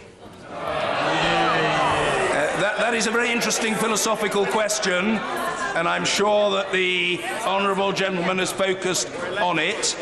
This House, this House operates in accordance with its own procedures, including, therefore, importantly, with its standing orders.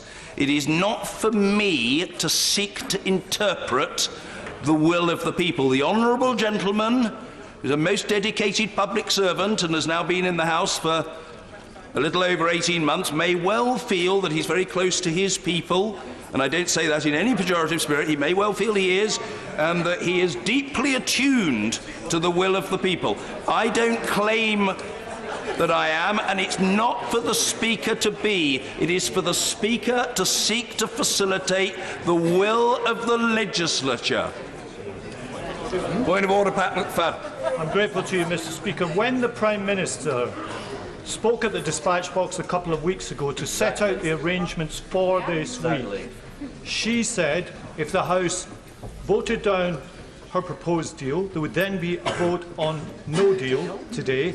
That has happened, and she said that if the House voted against leaving on a no-deal basis, we would then have an opportunity to vote to ask the government to seek an extension to Article 50. She did not say that was conditional on passing her deal between this week and the application of the extension.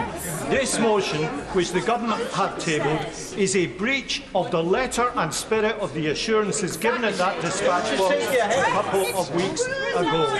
This is an attempt to stitch up the decision tomorrow. The House should not stand for it, and we should have a clean vote on instructing the government to apply for an extension to Article 50 without having to approve her deal beforehand. Yeah, well, I understand what the right honourable gentleman is saying, but the government's position is not a matter for me. I say with a matter of pride that I have never been a member of a government. It's never been part of my ambition. I must say to the right honourable gentleman, it's a lot easier to be Speaker than to be a Minister.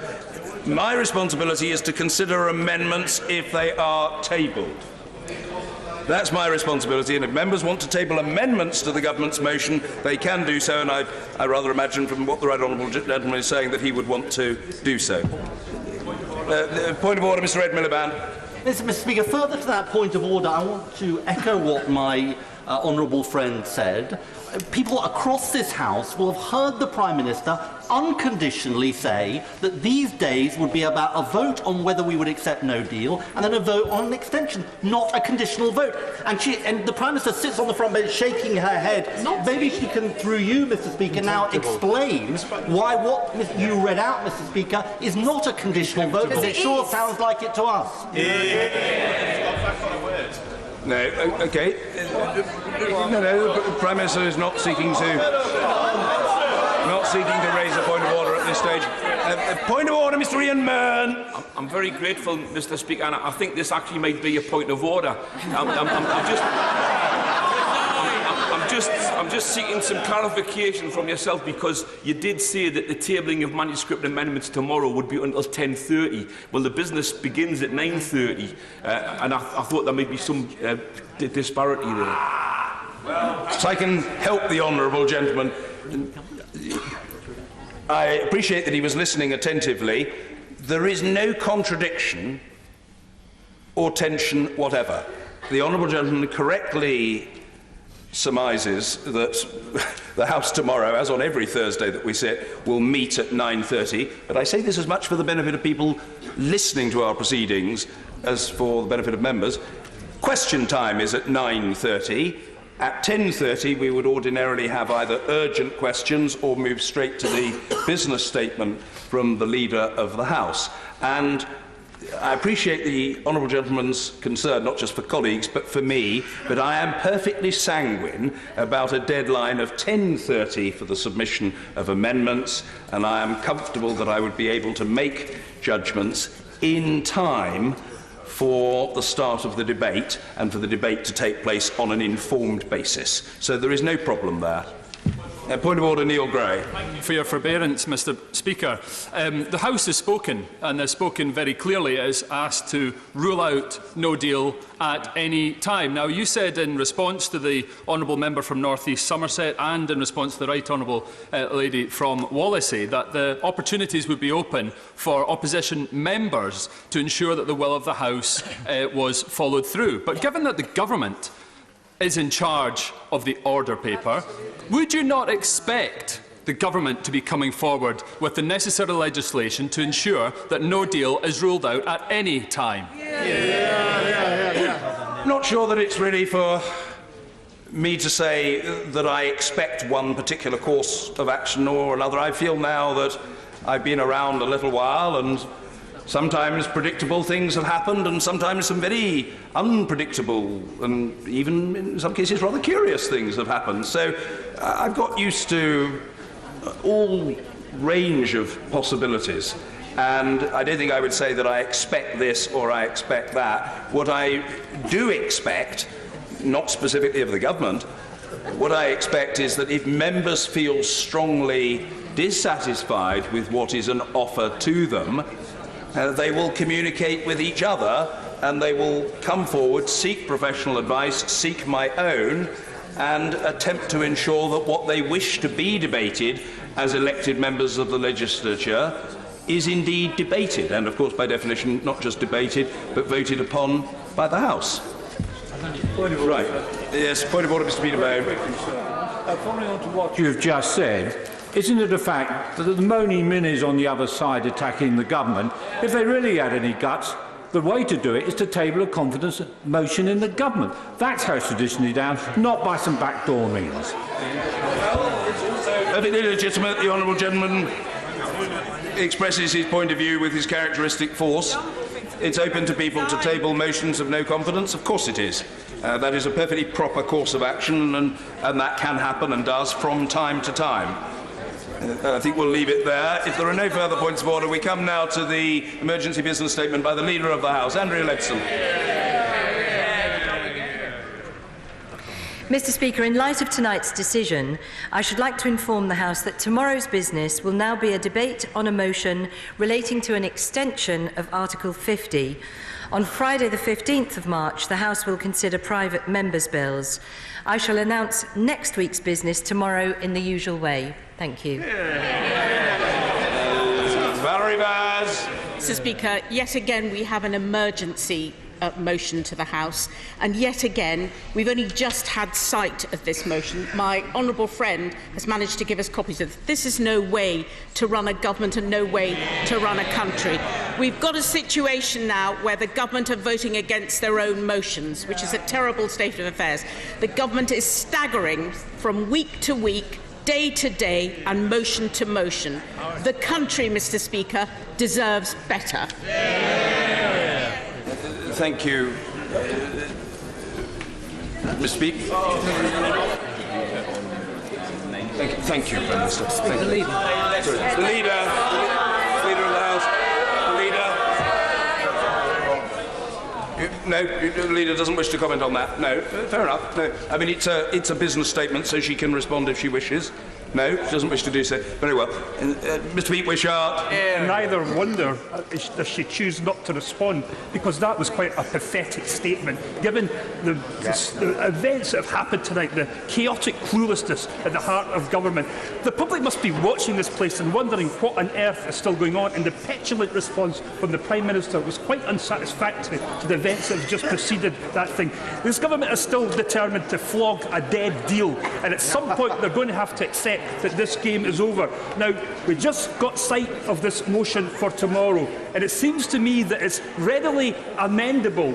All we need to get rid of is the first two parts, and we'll get to what this House really wants and requires, which is an extension of Article 50 indefinitely until we get this issue resolved and we can do these other things. Because what has to happen, Mr Speaker, is the will of the House has to be respected in these matters. And I've seen the business for next week. I've seen the provision provisional business. There's nothing in it, nothing at all. So what this government can do is bring forward a piece of legislation which reflects the wishes of this House to put down a motion which will ensure that no deal is taken off the table through legislation. And can we hear from the Leader of the House that that is in her thinking and that's what she intends to do, because that's what this House expects and that's what this country now expects. Well, as the honourable gentleman will know, the Prime Minister set out some time ago now that should the House reject the withdrawal agreement and future declaration, that there would be a discussion for the House to decide whether it wished to take leaving the EU without a deal off the table, and then should the House make that decision, there would then be a further discussion on whether the House wishes to seek an extension to Article 50. That is the motion that will be discussed tomorrow, and as my right honourable friend the Prime Minister has just said, tomorrow's motion will set out the fundamental choices facing this House. If this House finds a way in the coming days to support a deal that this House has decided to support, then that will allow the government to seek a short, limited technical extension to Article 50 to the 30th of June 2019 to provide time to pass the necessary legislation and ratify the agreement we have reached with the EU. If the House doesn't, however, find the way to support a deal in the coming days, and it is not willing to support leaving without a deal on the 29th of March, then it is highly likely that the EU will require a clear purpose for any extension, not least to determine its length, and that any extension beyond the 30th of June 2019 would require the United Kingdom to hold European Parliament elections in May.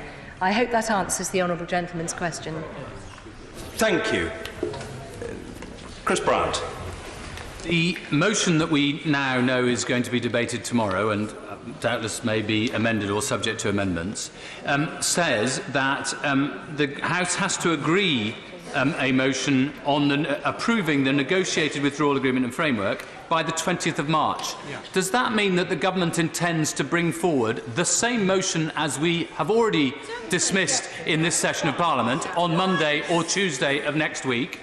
If so, I would gently suggest to the Leader of the House that this flouts all the conventions that have operated in this House since the 16th century, where it has always been held that if a motion has been dismissed in one session of Parliament, it cannot be brought again. And regularly, clerks refuse to accept 10-minute rule bills and private members' bills that have already been disposed of in the session. So are we going to have that on Monday or Tuesday? And if so, does she not confidently expect the Speaker to refuse to allow it? Well, the honourable gentleman will be aware that the House has just voted twice on the amendment in the name of my right honourable friend, the member for Meriden, amongst others, and that was on the same amendment. That's not true. Angela Regal. Thank you, Mr. Speaker. It appears to me that the Leader of the House is merely organising to have meaningful vote 3 on exactly the same deal, in complete contravention of the will of this House, as has been expressed now in two defeats of this bill, the government motion. And shouldn't she, instead of attempting to play this ridiculous game of chicken with the future of our country, and her attempt to tear up all the conventions of this House and show nothing but contempt for the way in which this House has made its decisions, shouldn't she be facilitating the decisions of this House by moving an amendment, an SI, which will take the date of us leaving the European Union, 29th of March 2019, out of the statute? Isn't that what her job is? Well, the right honourable lady will be aware that the motion tomorrow is amendable. It is for this House to decide if it wants to put forward amendments and vote on them. And as my right honourable friend, the Prime Minister, has said, if the House votes for an extension, she will seek to agree with She will seek to agree that extension approved by the House with the EU and will bring forward the necessary legislation to change the exit date commensurate with that extension. Kirsty Blackman. Well, does the programme motion tomorrow mean that the votes will be at the moment of interruption, or will they be at some other time? The motion of the House sets out that it will be at the moment of interruption, but of course that is subject to agreement of the House. Maria Eagle. Speaker, can the Leader of the House undertake this evening to ensure at the end of this process that the government, and she uses her best endeavours to make sure it happens, facilitates the will of the House by making time and bringing forward statutory changes to enable the will of this House to be enacted, instead of simply offering us more motions that don't do and do not have the operative executive impact that this House has voted for? Will she undertake to do that? Well, what I can say to the Right Honourable Lady is that the Prime Minister and I have both said that if the House votes for an extension, we will seek to agree that extension approved by the House with the EU, and we will bring forward the necessary legislation to change the exit date commensurate with that extension. But as has been said on a number of occasions, it is not within the government's gift to insist on an extension. That will be a matter for agreement with the European Union and will potentially be subject to conditions imposed by it, and she will be aware that it will require unanimous agreement by all 27 members of the EU. But what I can reassure her is that that decision would come back to this House finally and would need to be approved by Parliament. Clive Efford. It's only a little while ago that the government was attacking the Leader of the Opposition for not agreeing to meet with the Prime Minister. Now, if we were trying to fulfil the will of the House, surely the government would be reaching out to all sections of this House to try and find a way through this. So can the Leader of the House say where in this timetable is a facility for those sorts of discussions to take place? Well, the Honourable Gentleman will be aware that the Prime Minister has sought to reach out to members right across the House. The Leader of the Opposition was willing to meet on one occasion only, and that very late on in the discussions. But the Prime Minister and ministers, including the Brexit Secretary, have sought to get the views of members right across this House and will continue to do so. Vernon Coker. Thank you, Mr. Speaker. The Leader of the House, as she knows, has a hugely important constitutional role. That is to be the voice of Parliament to government. Yep. What we're seeing is, and I say this to the Leader of the House, is vote after vote in this chamber seemingly is being ignored by the government, as we heard from the Prime Minister earlier this evening.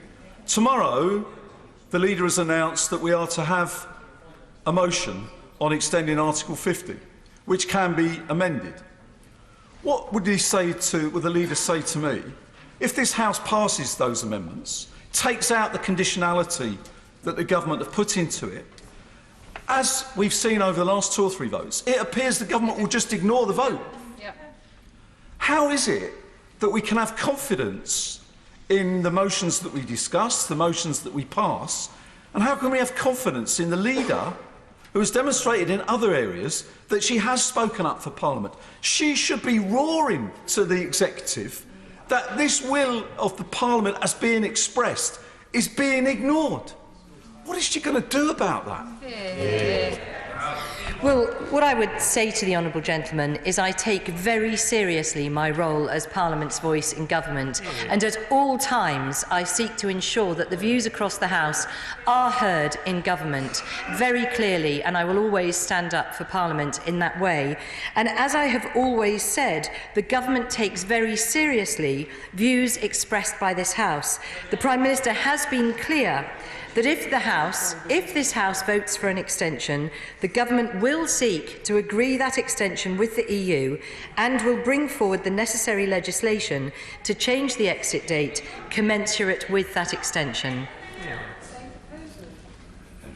Stuart Malcolm MacDonald. Mr. Speaker. This needn't be the Schleswig-Holstein question all over again, but it does risk driving us all a bit mad. But now that no deal has been ruled out by the House, is it now not the case that the only thing within the House's gifts in its entirety, not having to rely on member states of the European Union, is the revocation of Article 50 in its entirety?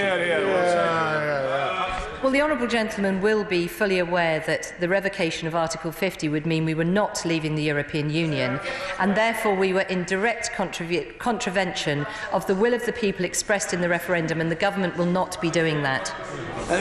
I'd simply say to colleagues, I think it is clear that whatever the House decides will not be a state secret. That will become public. It will be known. That message will be communicated. In fairness, I think the Leader of the House has acknowledged that whatever the House decides, it will be communicated to the European Union. That will happen, and the wording of what has been decided will be absolutely crystal clear. So the will of the House will be forwarded to the European Union, whatever that will is. Mr. David Linden. Given that we have seen lots of briefings that meaningful vote free will take place at some point next week, and given that the pound appears to be going tonto just about every day, can the Prime Minister tell us when meaningful vote free will be so that the markets can prepare for that nonsense next week again? Well, what I can say to the honourable gentleman is I will be announcing next week's business tomorrow, but obviously he will be aware that what we're focused on now is trying to identify what is the will of the House, and that's why we've brought forward a motion so that the House can discuss tomorrow its desire or otherwise for an extension to Article 50. Ian Murray. Thank you, Mr. Speaker. I'll not rehearse the sequence of events that we were promised this week in terms of why we've got here this evening, but I'm utterly astonished that the Leader of the House has produced this motion for us to debate tomorrow, which is essentially a forerunner to meaningful vote number 3, because the entirety of the motion is dependent upon this House giving an expression again by the 20th of March of not what she said to the Honourable Gentleman for Perth and North Perthshire of a deal, but the negotiated withdrawal agreement and the framework for the future relationship, which is the current EU withdrawal agreement and the current framework for future relationship that this House has already rejected twice. So if you are listening to the will of this House, this motion tomorrow should clearly say we have listened to the will of the House and we will go back to the European Union to seek an extension, should it not? Well, as I've said to a number of honourable members, the government is listening very carefully to the views of the House. That's why my right honourable friend, the Prime Minister, said that we would, if the meaningful vote was not passed, that we would come back to the House today with a vote on rejecting a no-deal Brexit, and in the event that that was passed, that we would come back to the House tomorrow to seek the House's views on an extension of Article 50. So that is exactly what we are doing. And the Prime Minister has further, as have I just now, said that we will seek, if the House wants an extension to Article 50, we will seek to agree that with the European Union. But what honourable members do have to understand, it is not within the government's gift to insist on an extension. That will be a matter for agreement with the European Union. I think everybody is aware of that. I don't wish to be unkind to the Leader, but I don't think she's telling us anything that we don't know. We all know that. Well, repetition is not an unknown phenomenon in the House of Commons, but I understand what she's saying. But I think everybody is perfectly well aware that an extension request is that. It's a request. Indeed. West Streeting. Thank you, Mr. Speaker. In claiming the government is listening, the Leader of the House really is stretching the boundaries of credibility, I'm afraid. The Prime Minister was told after Chequers that the Chequers proposals did not command a majority of the House, and she ignored it and she went off to Brussels. She came back with something worse and then feigned surprise when, funnily enough, the House didn't vote for it. The Prime Minister and the government have now been told twice not in small numbers, in unprecedented, historical numbers, that this deal does not command the support of the House of Commons. What the Leader of the House is trying to stand up this evening is, as has already said, meaningful vote 3. That will not succeed either. And so all she is doing and facilitating as Leader of the House is running down the clock, limiting our options and harming our country. I think it's reckless, it's irresponsible, and it's not how she should be behaving as Leader of the House. So can she tell us when she plans to bring back meaningful vote 3? Why not do it tomorrow so we can inflict the defeat sooner rather than later? Hear, hear. Very good. Well, the honourable gentleman is simply wrong. The Prime Minister set out, in response to the strong desire of this House, a trajectory towards a second meaningful vote. If that was not passed, towards giving the House the opportunity to take leaving without a withdrawal agreement off the table, and if that was passed, giving the House an opportunity to ask for an extension to Article 50. And the Prime Minister has been clear, she will comply with the House's request. And all I am pointing out is two things. One is it will be a request, the government cannot insist on it. And secondly, the motion tomorrow will be amendable. So if the honourable gentleman wants to put forward an alternative proposal that he believes will carry the House, then of course, by definition, in an amendable motion, he is able to do so. Steve Baker. Since the last vote, I've taken the opportunity to canvass the external Brexit campaign groups to find out their opinion, whether in the light of all this we were right to vote down the deal. And I can tell the government that unanimously so far the opinion is the deal was so rotten we were absolutely right to vote it down, and that come what may we should continue to do so. And I'll tell the government now that when meaningful vote 3 comes back, I will see to it that we honour what we owe to them to keep voting this down, however many times it's brought back, whatever pressure we're put under, and come what may, please don't do it. Go back to the EU and say it won't pass.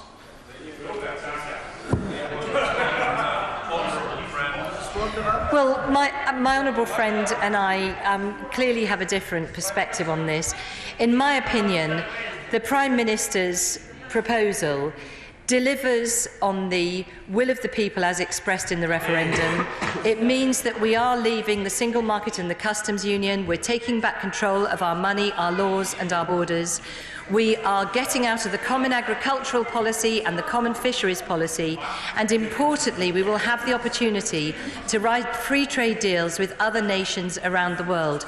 But so importantly too is the fact that the Prime Minister's deal respects the views of so many who didn't want to leave the European Union, because what it ensures is that we will continue to have a close and collaborative relationship with our EU friends and neighbours. So in my opinion, it is the best combination to deliver on the will of the referendum.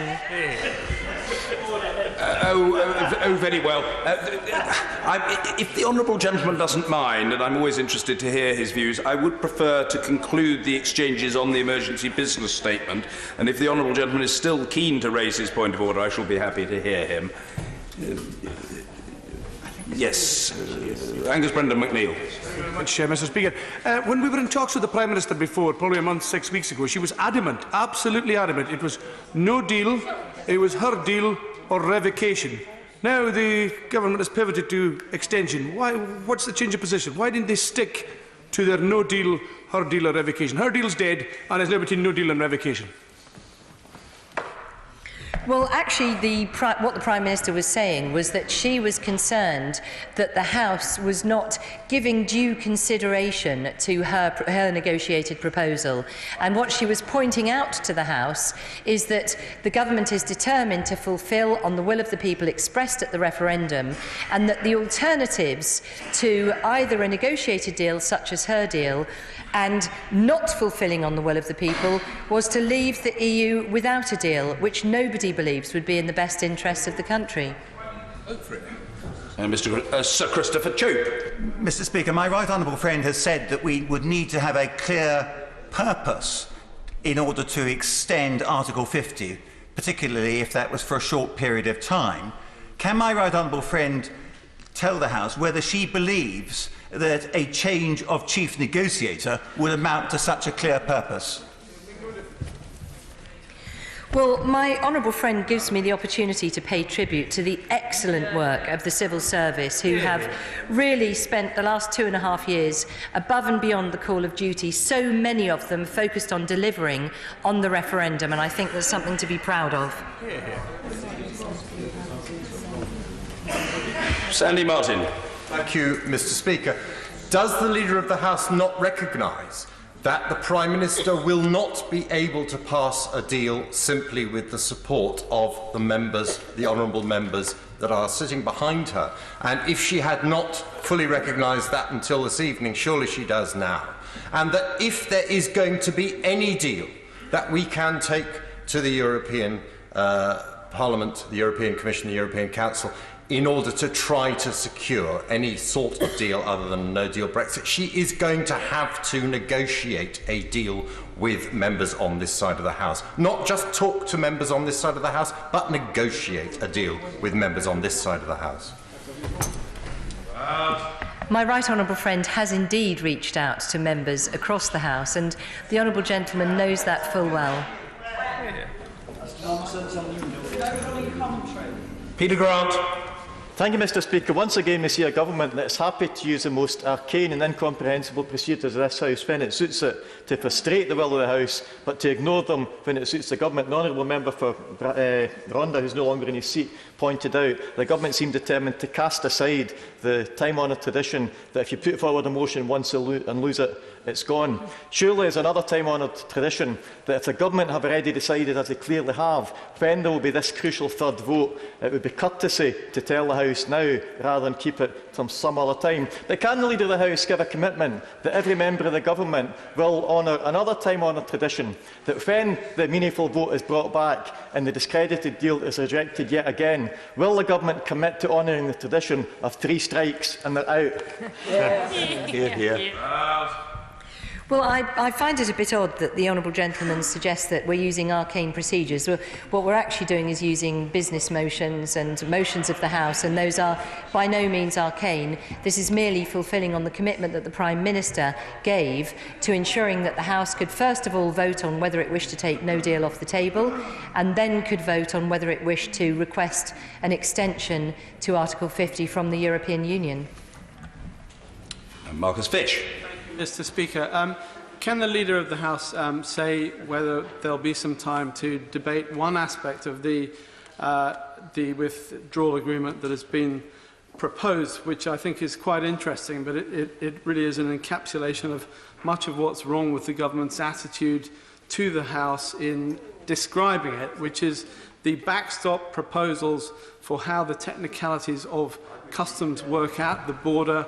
It is silent on VAT. It requires the EU's permission to be workable and compliant with the customs code in the EU, and it requires them to effectively agree to what the law of our borders would be. So it goes against the statement the government keeps making that we have control of money, borders and laws through the withdrawal agreement. How can we identify this and explain it more fully than the government has done today? Well, what I can say to my honourable friend is I'm sure that there will be DEXU ministers on the front bench tomorrow, and that might be an appropriate time to raise his very specific questions then. Can the Leader of the House tell me, because as a new MP I've lost my circus programme, what time will the close of play be tomorrow, or will there be an extension? So it is the motion that's been laid suggests that the House will carry on its debate until 5 p.m, but it is a matter for the House to agree. In other words, it's an amendable motion. Thank you. Alison Thewlis. Thank you, Mr. Speaker. I would like to ask the Leader of the House if it's still the convention that if a government minister breaks a three-line whip, they are expected to resign. Well, what I would say to the honourable lady is that whipping is a matter for each chief whip, not a matter for me. I'm so pleased.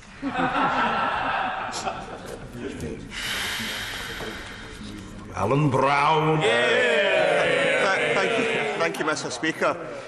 Given that Parliament has rejected leaving the EU in a no-deal scenario, the Leader of the House outlined that tomorrow we get to debate in terms have a debate on extending Article 50, but she's also told us tonight that the government can't really go back to the EU and ask for that extension under Article 50, unless they have a proper deal agreed in Parliament. So what is she doing to actually bring forward mechanisms for Parliament to decide what they want to go back to the EU with in terms of that extension to Article 50, instead of this nonsense of another meaningful vote in the deal that we've already rejected twice? Yeah. Well, I think perhaps the honourable gentleman has misunderstood. What I've said is that if the House should vote to extend Article 50, then the Prime Minister has said that she will indeed go to the EU and seek their agreement to that.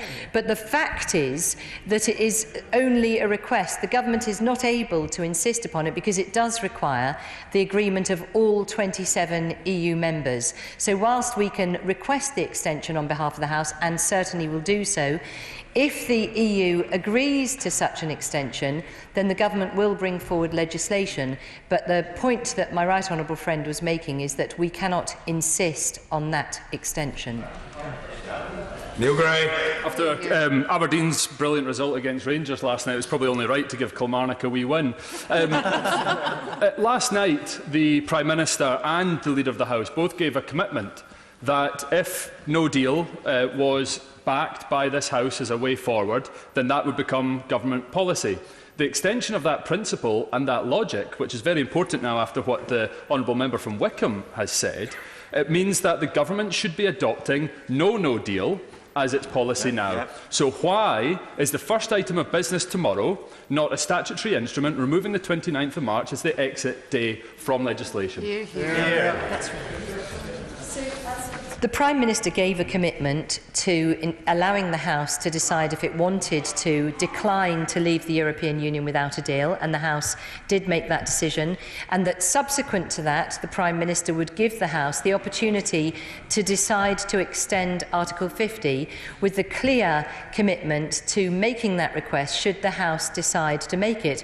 But the honourable gentleman will appreciate that the only way to avoid the legal default, which is still that the United Kingdom leaves the European Union on the 29th of March with or without a deal, is to put in place an alternative deal, or indeed to extend Article 50. And I've merely made the point, which is the fact, that that in itself does require the agreement of all 27 EU member states. Thank you. Thank you, colleagues. I think I'm right in saying that we come now to a series of motions which will be put to the House, and they're in the capable hands of the Deputy Speaker. Yes, we now come to motion number 4, exiting the European Union food. I beg to move.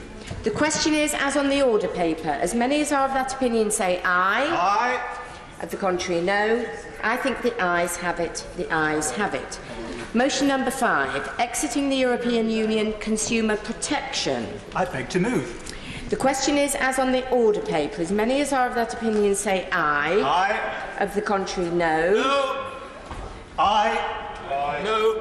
The division is deferred until Wednesday next. I will now take, with the leave of the House, motions 6, 7 and 8 together. I beg to move.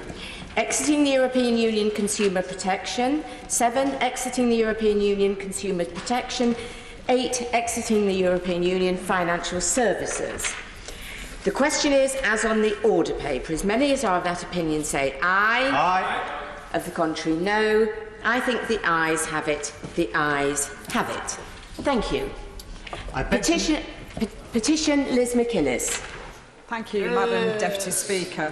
I rise to present a petition signed by 1,183 residents of Hayward and Middleton.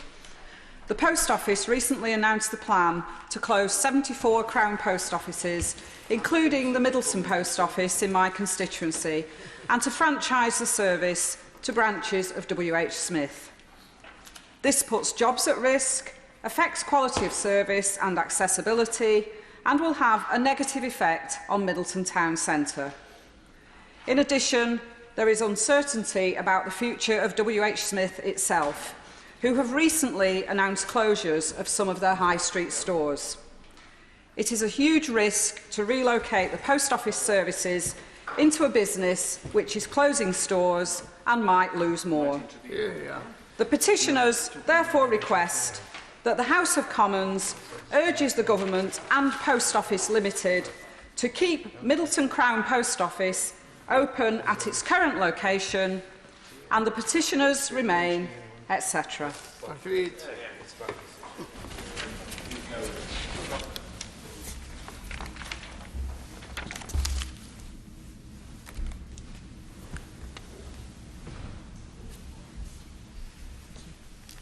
Petition. Closure of Middleton Crown Post Office. Thank you very much. I beg to move that this House do now adjourn. The question is that this House do now adjourn. Justin Madders. Thank you, Madam Deputy Speaker. So we've had another momentous debate and series of votes affecting the nation's future, but our role can also involve raising cases of individual injustices, so I'm grateful for the opportunity to recall an issue that has affected one of my constituents. His experiences may well have been affecting others as well, which is why I want to really bring it to the House's attention. So I hope that by debating this then, we can not only find a solution for my constituent by giving the government the opportunity to do the right thing, but also to ensure this situation doesn't happen again. So I hope that by setting out the history of my constituents' complaint today, lessons will be learned. Madam Deputy Speaker, those who serve our country make many sacrifices defending our interests, and they rightly deserve our respect, our support and fair treatment both during and after their service. And I want to take this opportunity to thank all of our armed forces personnel, past and present, who represent our country across the world and stand ready to defend our country day and night. So it saddens me that I'm having to bring this debate today to highlight a case where a former serviceman has, I believe, not been treated fairly or with the respect he deserves.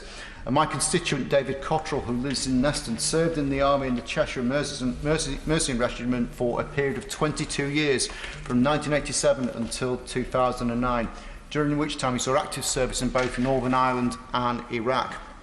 As a result of his service, he was left with a number of serious and long-term medical conditions and was awarded a war pension at 50% and a lower standard of occupation allowance in 2012. He suffers from a number of conditions, including post-traumatic stress disorder, which caused him to suffer disturbed sleep, anxiety and flashbacks. He also suffers from polyarthria, aches and pains in his joints and a number of medical conditions affecting his back, which causes him severe difficulty standing, walking, using the stairs and bending. It also causes him difficulty using his wrists to lift and carry everyday objects. Certainly will. Thank you for giving way. I saw his permission beforehand, Madam Deputy Speaker, to intervene on him. Does the honourable member not agree that there must be a more simplified appeals process for war pensions when we take into account the fact that the stress of the appeals process for those suffering from PTSD, as the honourable gentleman has referred to as an example, can be the straw that breaks the camel's back? And this is another example of how our veterans are being let down by a system that has to be and must be urgently reviewed. I thank the honourable member for Strang for his intervention in these times of uncertainty. The one certainty we can rely on is the honourable member for Strangford will intervene in the adjournment debate, and the point he made is absolutely on the point of my constituents' experiences. I think as we will develop in the course of this debate, the experience he's had in the appeals process has been completely convoluted and only exacerbated his general conditions. So he's as members will know, the War Pension Scheme is run by Veterans UK to provide benefits for disablement caused or made worse by service in the armed forces. There's no list of prescribed diseases. Claims can be made for any medical condition suffered, provided there is a causal link between the condition and military service. Rates for a war disablement pension depend on the degree of disability suffered, which is assessed on a percentage basis akin to the industrial injury scheme. A range of allowances and supplements may also be granted depending on individual circumstances, including for employability, mobility, constant attendance or severe disablement. As of 31st of March 2018, there were 101,630 disablement pensioners and 15,854 war widows in receipt of a war pension, and in the year 2017-18, £517 million was paid out. With these amounts of money at stake, it goes without saying the process for assessment must be a robust one. War pensions claims are made to Veterans UK. If they are unhappy with the outcome, individuals can request a review of their war pensions decision and can also make an appeal to an independent tribunal. On that point, my honourable friend, Yes. my honourable friend may be aware of the ongoing issue with those who allege that because of taking Lariam when they were in the forces, this has completely disabled them in later life. There has been really quite a Kafkaesque situation with the way in which this has been dealt with, and it is affecting many veterans. Would he agree that this is something that needs sorting out as a matter of urgency? I thank my honourable friend for his intervention. He's absolutely right. There are many scandals which really aren't going to go away and aren't going to be resolved until the truth and justice is delivered. And so I would support him entirely in his call there. So I want to talk a little bit, Madam Deputy Speaker, about the review and appeals process, because it has utterly failed my constituent in assisting him to receive the war disablement pension he's entitled to. Yes, certainly will. The Honourable Gentleman for giving way. This is a soldier that was in my regiment, even in my battalion, I suspect. May I ask the Honourable Gentleman whether his constituent has consulted with regimental headquarters, either in Chester or in Lichfield? I thank the honourable member for his intervention. I don't know the answer to that. He has sought numerous sources of help and assistance throughout the years, some of which I will go into in the response, but it has proved to be an extremely time-consuming and convoluted process. It's caused him, as the honourable member for Strangford referred to, unnecessary stress, which has undoubtedly exacerbated his ill health and affected his quality of life. I believe opportunities to act and put things right were repeatedly missed throughout the handling of his case, and I hope his experience is not one that has been repeated by the 588 war pensions appeals that 11th November 2018 are still currently in train. As I've already stated, my constituent was awarded the war pension at 50% and a lower standard of occupation allowance in 2012, following an assessment that noted that Mr Cottrell, and I quote, cannot walk more than 200 metres without stopping or severe discomfort. Upon leaving the army, he worked for Manchester College as a tutor for a number of years, delivering training to professional drivers, which included on-the-road training as well as classroom-based training. In 2013, he applied for his pension from the college to be released early on health grounds, and he was referred to Dr Nightingale in December 2013 via the occupational health team for an assessment. Dr Nightingale concluded that he was unable to work as she did not, and I quote, envisage significant recovery to facilitate return to work in due course to enable gainful employment at 30 hours per week, every week, on a sustained basis for a 12-month period. As Mr Cottrell was unable to work, he submitted a deterioration claim to request a formal review of his war pension assessment in January 2014 and was sent for assessment to Atos Healthcare in April of that year. The report from this assessment is scattered with errors, which is not surprising when Mr Cottrell informs me that he was not asked all the questions that appeared in the report. And we've all heard about the errors and indignities that our constituents have suffered during these assessments. And earlier today I took part in a Westminster Hall debate on disability assessment services, where member after member brought up harrowing examples of flaws with the assessment procedure. Now is not the time to rehearse those massive flaws in the way those assessments are carried out, because actually, flawed though that assessment was, it's opportunities that were not taken afterwards to put the situation right, which is why I am here today. But I certainly will. I think I'm going to forgive you, but would you not also agree with me that the pension age has been increased to 67 and we have WASPy women for 60 who must have served in the army as well, or the regiment, but they're entitled to a pension as well, along with others?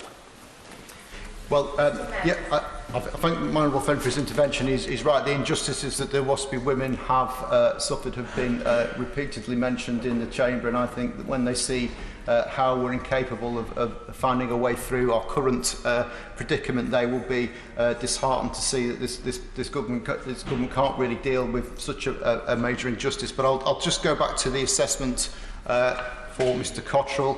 There are many errors in it, including saying that he drinks alcohol occasionally when he wasn't even asked about alcohol during this assessment. It exaggerated his ability to walk. They said he could walk further than 800 metres despite only being observed walking 10 metres to the examination room during the assessment. And let's not forget, earlier in 2012, the assessment then said he couldn't walk more than 200 metres, and clearly his condition had not improved in the meantime. But perhaps the most incredulous part of the assessment was the conclusion that his PTSD was likely to improve, an assumption that was not based on any medical evidence whatsoever. It was in fact in direct contradiction to what Dr Nightingale had said in her report, that this would not happen. In fact, it is clear her views were not given anything like the same weight as the views of the Atos assessor, who only saw Mr Cotterill for a short period of time. As a result of the incorrect report, Mr Cotterill received a letter in July 2014 that said his pension rate would not change. He disputed the findings of that assessment. He did not believe the medical evidence had been adequately taken into consideration. His complaint was then referred to the Independent Complaints Executive, who informed Mr Cotterill that his complaint was not in their remit, and so he requested that Veterans UK investigate his complaint. Mr Cotterill informs me that the Chief Medical Officer of Veterans UK reviewed the complaint and concluded that Dr Nightingale's assessment was incorrect, as it only referred to him being unable to work for the next 12 months. But also, rather incredulously, he said that the report should not be trusted due to the close relationship Mr Cotterill would have with Dr Nightingale as his GP. Given that Dr Nightingale assists Mr Cotterill via the Occupational Health Department of his employer and was not his GP, this demonstrates clearly that the report was not properly considered, understood, or possibly even read at all. In fact, the contents of Dr Nightingale's report are really the nub of the issue, as it has transpired since that the paperwork shows the decision on Mr Cotterill's claim was made 3 days before the medical report from Dr Nightingale was actually received by the assessors. The report was recorded as being received by the department on the 14th of July, although for some reason it's dated on the 15th of July, but crucially, the decision on Mr Cotterill's claim was made on the 11th of July. This is a basic error, it's factually indisputable. Since that point, the whole process has been characterised by total failure to acknowledge that mistake and act accordingly. An example of this is that the records reveal that when the assessing doctor was informed that Dr Nightingale's report had been received late and he was asked whether that would have altered his decision, the assessing doctor didn't actually look at it again, because the response was in fact from a different colleague who said that the assessing doctor was not available, but in that new doctor's opinion, the original decision remained appropriate. It seems to me wholly inadequate to have one professional trying to effectively second-guess what another professional might have said. It should have been sent back to the original doctor to have the whole thing done again. And if that had happened, Madam Deputy Speaker, I very much doubt that we would be here today. Anyway, following this decision, Mr Cotterill proceeded with the internal complaints procedure of Veterans UK, whilst also appealing the decision at tribunal, which was eventually heard in February 2015. The tribunal was unsuccessful. Ruling again, though, papers from the tribunal demonstrate that half of Dr Nightingale's report was omitted from the appeal pack, so for a second time, the full evidence was not considered. Following that, Mr Cotterill was then told that only procedural issues could be dealt with via the remaining complaints procedure. Mr Cotterill informs me that due to the controversy over Dr Nightingale's report, he decided to write to her himself in September 2015 regarding the interpretation the department had made of her report regarding the time period for which he was unfit to work. Dr Nightingale responded, stating that in her professional opinion, as had been detailed in the report previously, Mr Cotterill was permanently unable to work, and that letter was then sent to the MOD. In the meantime, Mr Cotterill made a new deterioration claim for extra allowances for his war pension, and Dr Nightingale's letter was added to the new claim file rather than being considered as part of the ongoing dispute regarding the Atos assessment of 2014. This review, however, did result in an increase in Mr Cotterill's war pension from 50 to 70% in August 2015 and an employability supplement in November 2015. Indeed, on 26th of November 2016, Mr Cotterill received a letter from the Veterans UK saying he was entitled to unemployability supplement because we think you are unable to work. Curiously, this decision did not require a medical assessment, and instead used both the letter submitted by his GP and the report made by Dr Nightingale. So 18 months on, we finally get the right decision, even though the medical opinion had not changed during that time.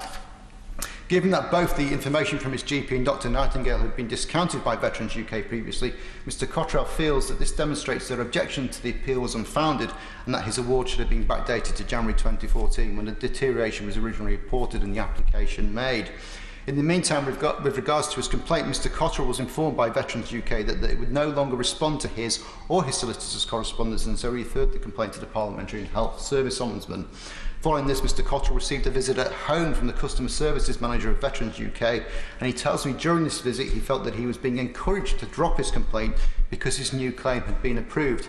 I have to say, I find that a rather curious approach to take, if not an improper one, because frankly the implication that he should be satisfied with his lot is simply not good enough. My constituent deserves to receive the war pension he was fully entitled to from the beginning. He should not be expected to write off several years of underpayment just because the MOD got it right in the end. And I am deeply concerned that because the appeals process open to him was not sufficient to deal with his complaint and instead resulted in a drawn-out affair, which resulted in him using a solicitor running up a bill of nearly £5,000 in the process, it was only because of this the financial cost that he couldn't actually pursue his legal case any further. So, Madam Deputy Speaker, I've been trying to resolve this unfair situation since June 2015, just after I got first elected. That's nearly 4 years. In that time, I've written to the Minister responsible on 9 occasions and the ICP, who subsequently took up Mr Cotterell's complaint twice. I just want to, at this point, pay tribute to my caseworker, Eve, who has done a great job in keeping this issue going all the way through, and I think we should all acknowledge the great work that our staff do. I think every member would agree that without them we wouldn't be anywhere near as effective as our constituents would like us to be. So, as you can tell, Madam Deputy Speaker, the details of this case are long and complicated, but at the heart of it lie 2 simple truths. Firstly, that a mistake was made in assessing Mr Cotterell's deterioration claim in 2014, and secondly, since then, no one has been prepared to admit that mistake and put it right.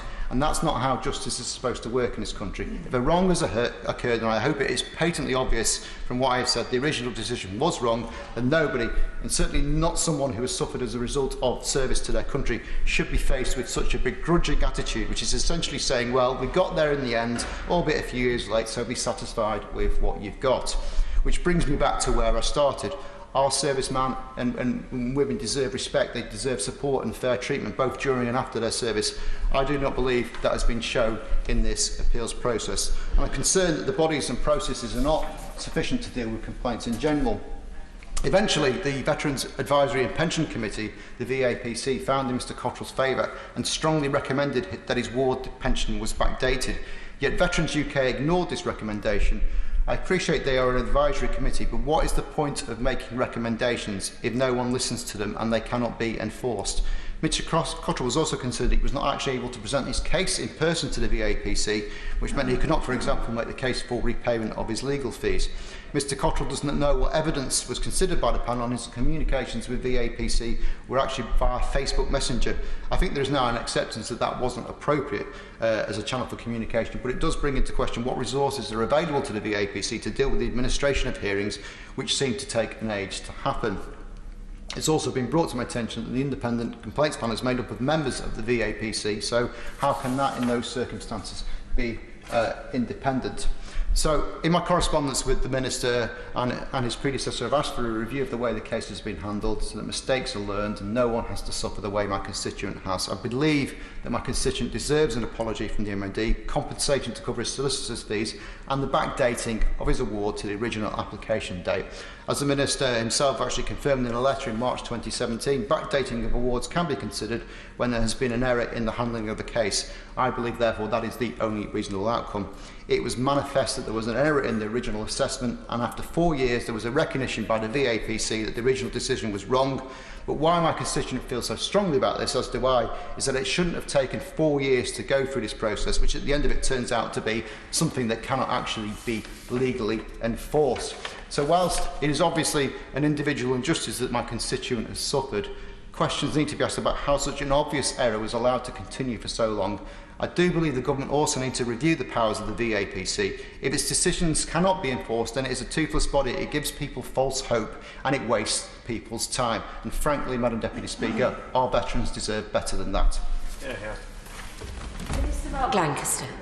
Thank you very much, Madam Deputy Speaker. And I start, of course, by congratulating the Honourable Member for Ellesmere Paulton Neston on securing this evening's debate on this, frankly, very important subject.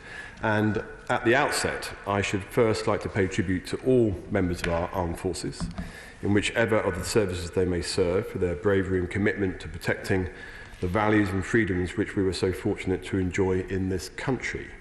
I am sure that the House will agree that both they and those who serve before them are deserving of an enduring debt of gratitude by the nation, and that is precisely why debates such as this are so important and why, as I said before, I congratulate the Honourable Member for his persistence in this case. The Government's concern for servicemen and women does not end when they leave Her Majesty's Armed Forces, and in the context of this debate, we are determined to ensure that where they have been injured, they have speedy, fair and transparent access to pensions and compensation rights. The Honourable Gentleman rightly raises his constituent Mr Cottrell's case. He also rightly highlights that this has been the subject of extensive ministerial correspondence now over some 4 years. Indeed, I was the Minister's predecessor, so some of the correspondence has been with me. So I am only too well aware of that case. He goes into enormous detail of the case, and much of that has been dealt with in the detailed correspondence we've had.